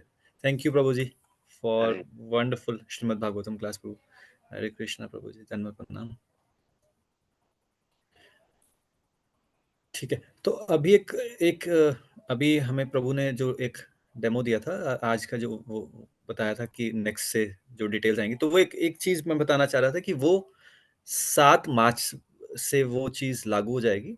जो जूम लिंक वाला जो है, तो तब तक जैसे आप ज्वाइन कर रहे हो वैसे ही ज्वाइन करो. अपना व्हाट्सएप ग्रुप पे जो लिंक्स आते हैं वो वाली चीज जैसे जब बताई जाएगी वो उसका लिंक व्हाट्सएप ग्रुप में डाल दिया जाएगा. तो वो लिंक तभी एक्टिवेट होगा. वो जो आज वाला लिंक प्रभु ने शेयर करा है वो उस दिन से एक्टिवेट होगा. उस दिन से फिर वो वाली चीज शुरू होगी, नेम, ईमेल आईडी और वो सारी. तब तक के लिए जैसा व्हाट्सएप ग्रुप में आपको लिंक मिल रहा है उसी पर ही आपको ज्वाइन करना है श्रीमद् भागवतम की क्लास, है ना. ठीक है. तो आज हम अभी थोड़ा सा समराइज कर लेते हैं जो आज हमने सीखा श्रीमद् भागवतम की क्लास से. तो हमें जो समझाया गया वो ये समझाया गया, सुखदेव गोस्वामी जी ने जो बताया, जो समझाया हमें श्रीमद् भागवतम के द्वारा कि हमें हमेशा प्रॉब्लम्स के रहते हुए, हमारे लाइफ में हमेशा प्रॉब्लम्स रहेंगी, क्योंकि लाइफ का मतलब यही है कि प्रॉब्लम्स तो रहेंगी है ना. भौतिक जगत में प्रॉब्लम्स रहेंगी. तो प्रॉब्लम्स रहते हुए भी हमें कभी श्रवण कीर्तन स्मरण भगवान श्री कृष्ण का, राधा कृष्ण का स्मरण कीर्तन और श्रवण कभी रुकना नहीं चाहिए प्रॉब्लम्स रहते हुए. तो होता ये है कि प्रॉब्लम्स आती हैं और फिर हम कहते हैं कि हम इन चीज़ों को थोड़ा साइड करके पहले प्रॉब्लम सॉल्व कर लेते हैं और फिर वापस हम उस चीज़ पर चले जाएंगे. पर वही चीज़ हमें हमारी प्रॉब्लम्स को सॉल्व करने में हेल्प करेंगी, है ना. कौन सी चीज़ें? श्रवण कीर्तन और स्मरण. ये हमें समझाया गया श्रीमद् भागवतम के द्वारा कि हमें ये हमेशा करते रहना चाहिए, प्रॉब्लम्स हो चाहे मत हो, है ना. तो और एक चीज हमें बताई गई कि कभी इंद्र तृप्ति के लिए खुद कभी कर्म मत करो, है ना. हमेशा कभी कर्मी मत बनो, इंद्र तृप्ति मत करो, भगवान के लिए कर्म करो. तो वो कर्म हमेशा दिव्य कर्म बनेंगे और फिर वो हमेशा उसका कोई पाप या पुण्य नहीं लगेगा, है ना. तो वो सकाम कर्म में नहीं आएंगे, फिर निष्काम कर्म बनेंगे और फिर हमेशा हमें स्मरण होता रहेगा भगवान का, है ना. नहीं तो हम पाप और पुण्य के उसमें उलझे रहेंगे और फिर हम कर्म फल में बनते चले जाएंगे और फिर हमारा स्मरण भी थोड़ा थोड़ा कम होता जाएगा अगर हम उस प्रॉब्लम्स को सॉल्व करने में लगेंगे. तो ना ये हमें समझाया गया. और फिर बताया गया कि अगर हम ऐसा करते हैं तो जैसे पांडवों ने पांडवों के पास कितनी प्रॉब्लम्स आई, बहुत प्रॉब्लम्स आई, पर पांडवों ने कभी भी भगवान को भुलाया नहीं, है ना, भगवान कृष्ण को कभी भुलाया नहीं। तो कृष्ण भगवान को फिर हमेशा उनका पग पग पर साथ देना पड़ा, है ना, क्योंकि वो भगवान के लिए समर्पित थे। प्रॉब्लम्स रहते हुए भी, प्रॉब्लम्स ना होते हुए भी वो हमेशा समर्पित थे भगवान श्री कृष्ण के प्रति। तो वही बताया गया कि प्रॉब्लम्स के रहते हुए कृष्ण भगवान ने फिर रेसिप्रोकेट करा, पांडवों को हमेशा बचाया, है ना, किसी भी दुविधा में थे तो जैसे तैसे जो कोई और नहीं कर सकता था वो कृष्ण भगवान ने उनके लिए किया। तो वो रेसिप्रोकेशन तभी आएगी जब उन्होंने सरेंडर दिखाया था पांडवों ने उनके प्रति, तो फिर भगवान ने रेसिप्रोकेट भी उतना ही करा उनके साथ, है ना। और फिर हमें बताया गया कि जीवन का अंतिम लक्ष्य क्या है, नारायण स्मृति होनी चाहिए, नारायण या विष्णु स्मृति या कृष्ण स्मृति या राधा कृष्ण स्मृति, ये हमेशा होनी चाहिए। तो हमारी डेली एक्टिविटीज में इनके रिलेटेड सारे काम होने चाहिए, सारी एक्टिविटीज होनी चाहिए। कुछ भी खाना पीना, सोना, भगवान को हमेशा स्मरण में रखते हुए ये सारी एक्टिविटीज होनी चाहिए। स्मरण, कीर्तन, श्रवण, पठन, जो कुछ भी एक्टिविटीज कर रहे हो, कोई भी एक्टिविटी कर रहे हो, वो भगवान को केंद्र में रखते हुए वो एक्टिविटी होनी चाहिए, है ना। तो तभी वो जीवन का अंतिम लक्ष्य मिलेगा, स्मृति वाला, नारायण स्मृति वाला, वो हो पाएगा। अन्यथा नहीं तो कर्म फल लगेगा, नहीं हो पाएगा, स्मरण नहीं हो पाएगा। ठीक है, तो इस चीज को करने के लिए हमें अपनी सेंसेस को एब्जॉर्ब करना चाहिए भगवान कृष्ण की रिमेम्बरेंस में, हर एक्टिविटी में, तो वो तभी ये चीज भी हो जाएगी साथ में, है ना। फिर हमें आचार्यों जिन्होंने समझाया, हमारे जो आचार्य हैं, सभी आचार्य शुद्ध शुद्ध भक्त हैं, जो आचार्य हैं, वो उन्होंने यही समझाया कि यही चीजें हमें बाद में काम आएंगी अंतिम समय में। यही चीजें काम आएंगी, कौन सी? श्रवण, कीर्तन, स्मरण, कृष्ण भगवान के लिए जो कुछ भी कार्य किया हुआ होगा पूरी लाइफ में, वही काम आएगा और कुछ काम नहीं आएगा। तो वही बताया गया, गोलोकेर प्रेम धन हरिनाम संकीर्तन। तो ये चीज हमें लाइफ के एंड में समझ आएगी और वही चीज हमें हेल्प भी करेगी और वही जीवन का लक्ष्य भी है, अंतिम लक्ष्य है जीवन का, है ना। तो उन चीजों को ध्यान में रखते हुए हमारी डेली एक्टिविटीज वैसे हों तो स्मृति भी बनी रहेगी और बन भी जाएगी और एंड में बनेगी, लाइफ के एंड में। फिर हमें ये बताया गया कि श्रीमद् भागवतम को शुद्ध भक्तों जैसे श्रील प्रभुपाद जी के निर्देश में सुनना चाहिए, शुद्ध भक्तों से सुनना चाहिए। इस ग्रेस वेदांत चैतन्य प्रभु जी से हम श्रवण कर रहे हैं, है ना, तो हमें ऐसे श्रवण करते रहना चाहिए, हमें क्लास में रेगुलर बने रहना चाहिए, है ना, टाइम पर ज्वाइन करें। तो ये श्रीमद् भागवतम हम सुनते रहें शुद्ध भक्तों के निर्देशन में, जैसे हमें श्रील प्रभुपाद जी ने समझाया, जैसे हमें हिज ग्रेस वेदांत चैतन्य प्रभु जी समझा रहे हैं, है ना। तो वो चीज़ चलती रहे हमारे साथ। यही सभी से भगवान से यही रिक्वेस्ट है कि हम सभी ऐसे हिज ग्रेस वेदांत चैतन्य प्रभु जी का श्रवण करते रहें श्रीमद् भागवतम की क्लासेस को, है ना। तो वही श्रीमद् भागवतम में और बताया गया कि 3 विषय हैं और वही विषय काम के हैं, भगवान की भक्ति और भक्त, ये 3 चीजें, और कुछ भी नहीं है श्रीमद् भागवतम में। जो बाकी ग्रंथों में जैसे सकाम कर्मों के बारे में बताया गया है, गुणों के बारे में बताया गया है, सतो रजो तमोगुण, तो ये चीजें सारी नहीं है श्रीमद् भागवतम में। ये इन चीजों से ऊपर ट्रांसेंडेंटल, मतलब विशुद्ध सत्व गुण टाइप्स चीजें हैं, है ना। तो हमें यही चीज शुद्ध भक्ति सिखा सकती है, शुद्ध भक्ति का स्तर दिलवा सकती है, और हमें ऐसे ही निर्देश में, हिज ग्रेस वेदांत चैतन्य प्रभु जी के निर्देश में, श्रील प्रभुपाद जी के निर्देश में ऐसे ही कथा श्रवण करते रहें और उसको डेली एक्टिविटीज में उतारने का प्रयास भी करते रहें। तो ठीक है, इसी के साथ हम श्रीमद् भागवतम की आज की क्लास से विराम लेते हैं, फिर नेक्स्ट कक्षा में फिर से मिलेंगे, है ना। तो सभी डिवोटीज का बहुत बहुत धन्यवाद, बहुत बहुत थैंक्स। आप सभी ऐसे ही ज्वाइन करें, टाइम पर ज्वाइन करें, रेगुलर ज्वाइन करें, है ना। ठीक है। वांछा कल्पतरुक्ष कृपा सिंधुभ्यः च पतितानां पावनेभ्यो वैष्णवेभ्यो नमो नमः। हरे कृष्ण हरे कृष्ण। श्रील प्रभुपाद की जय। निताय गौर प्रेमानंदे। हरि हरि बोल।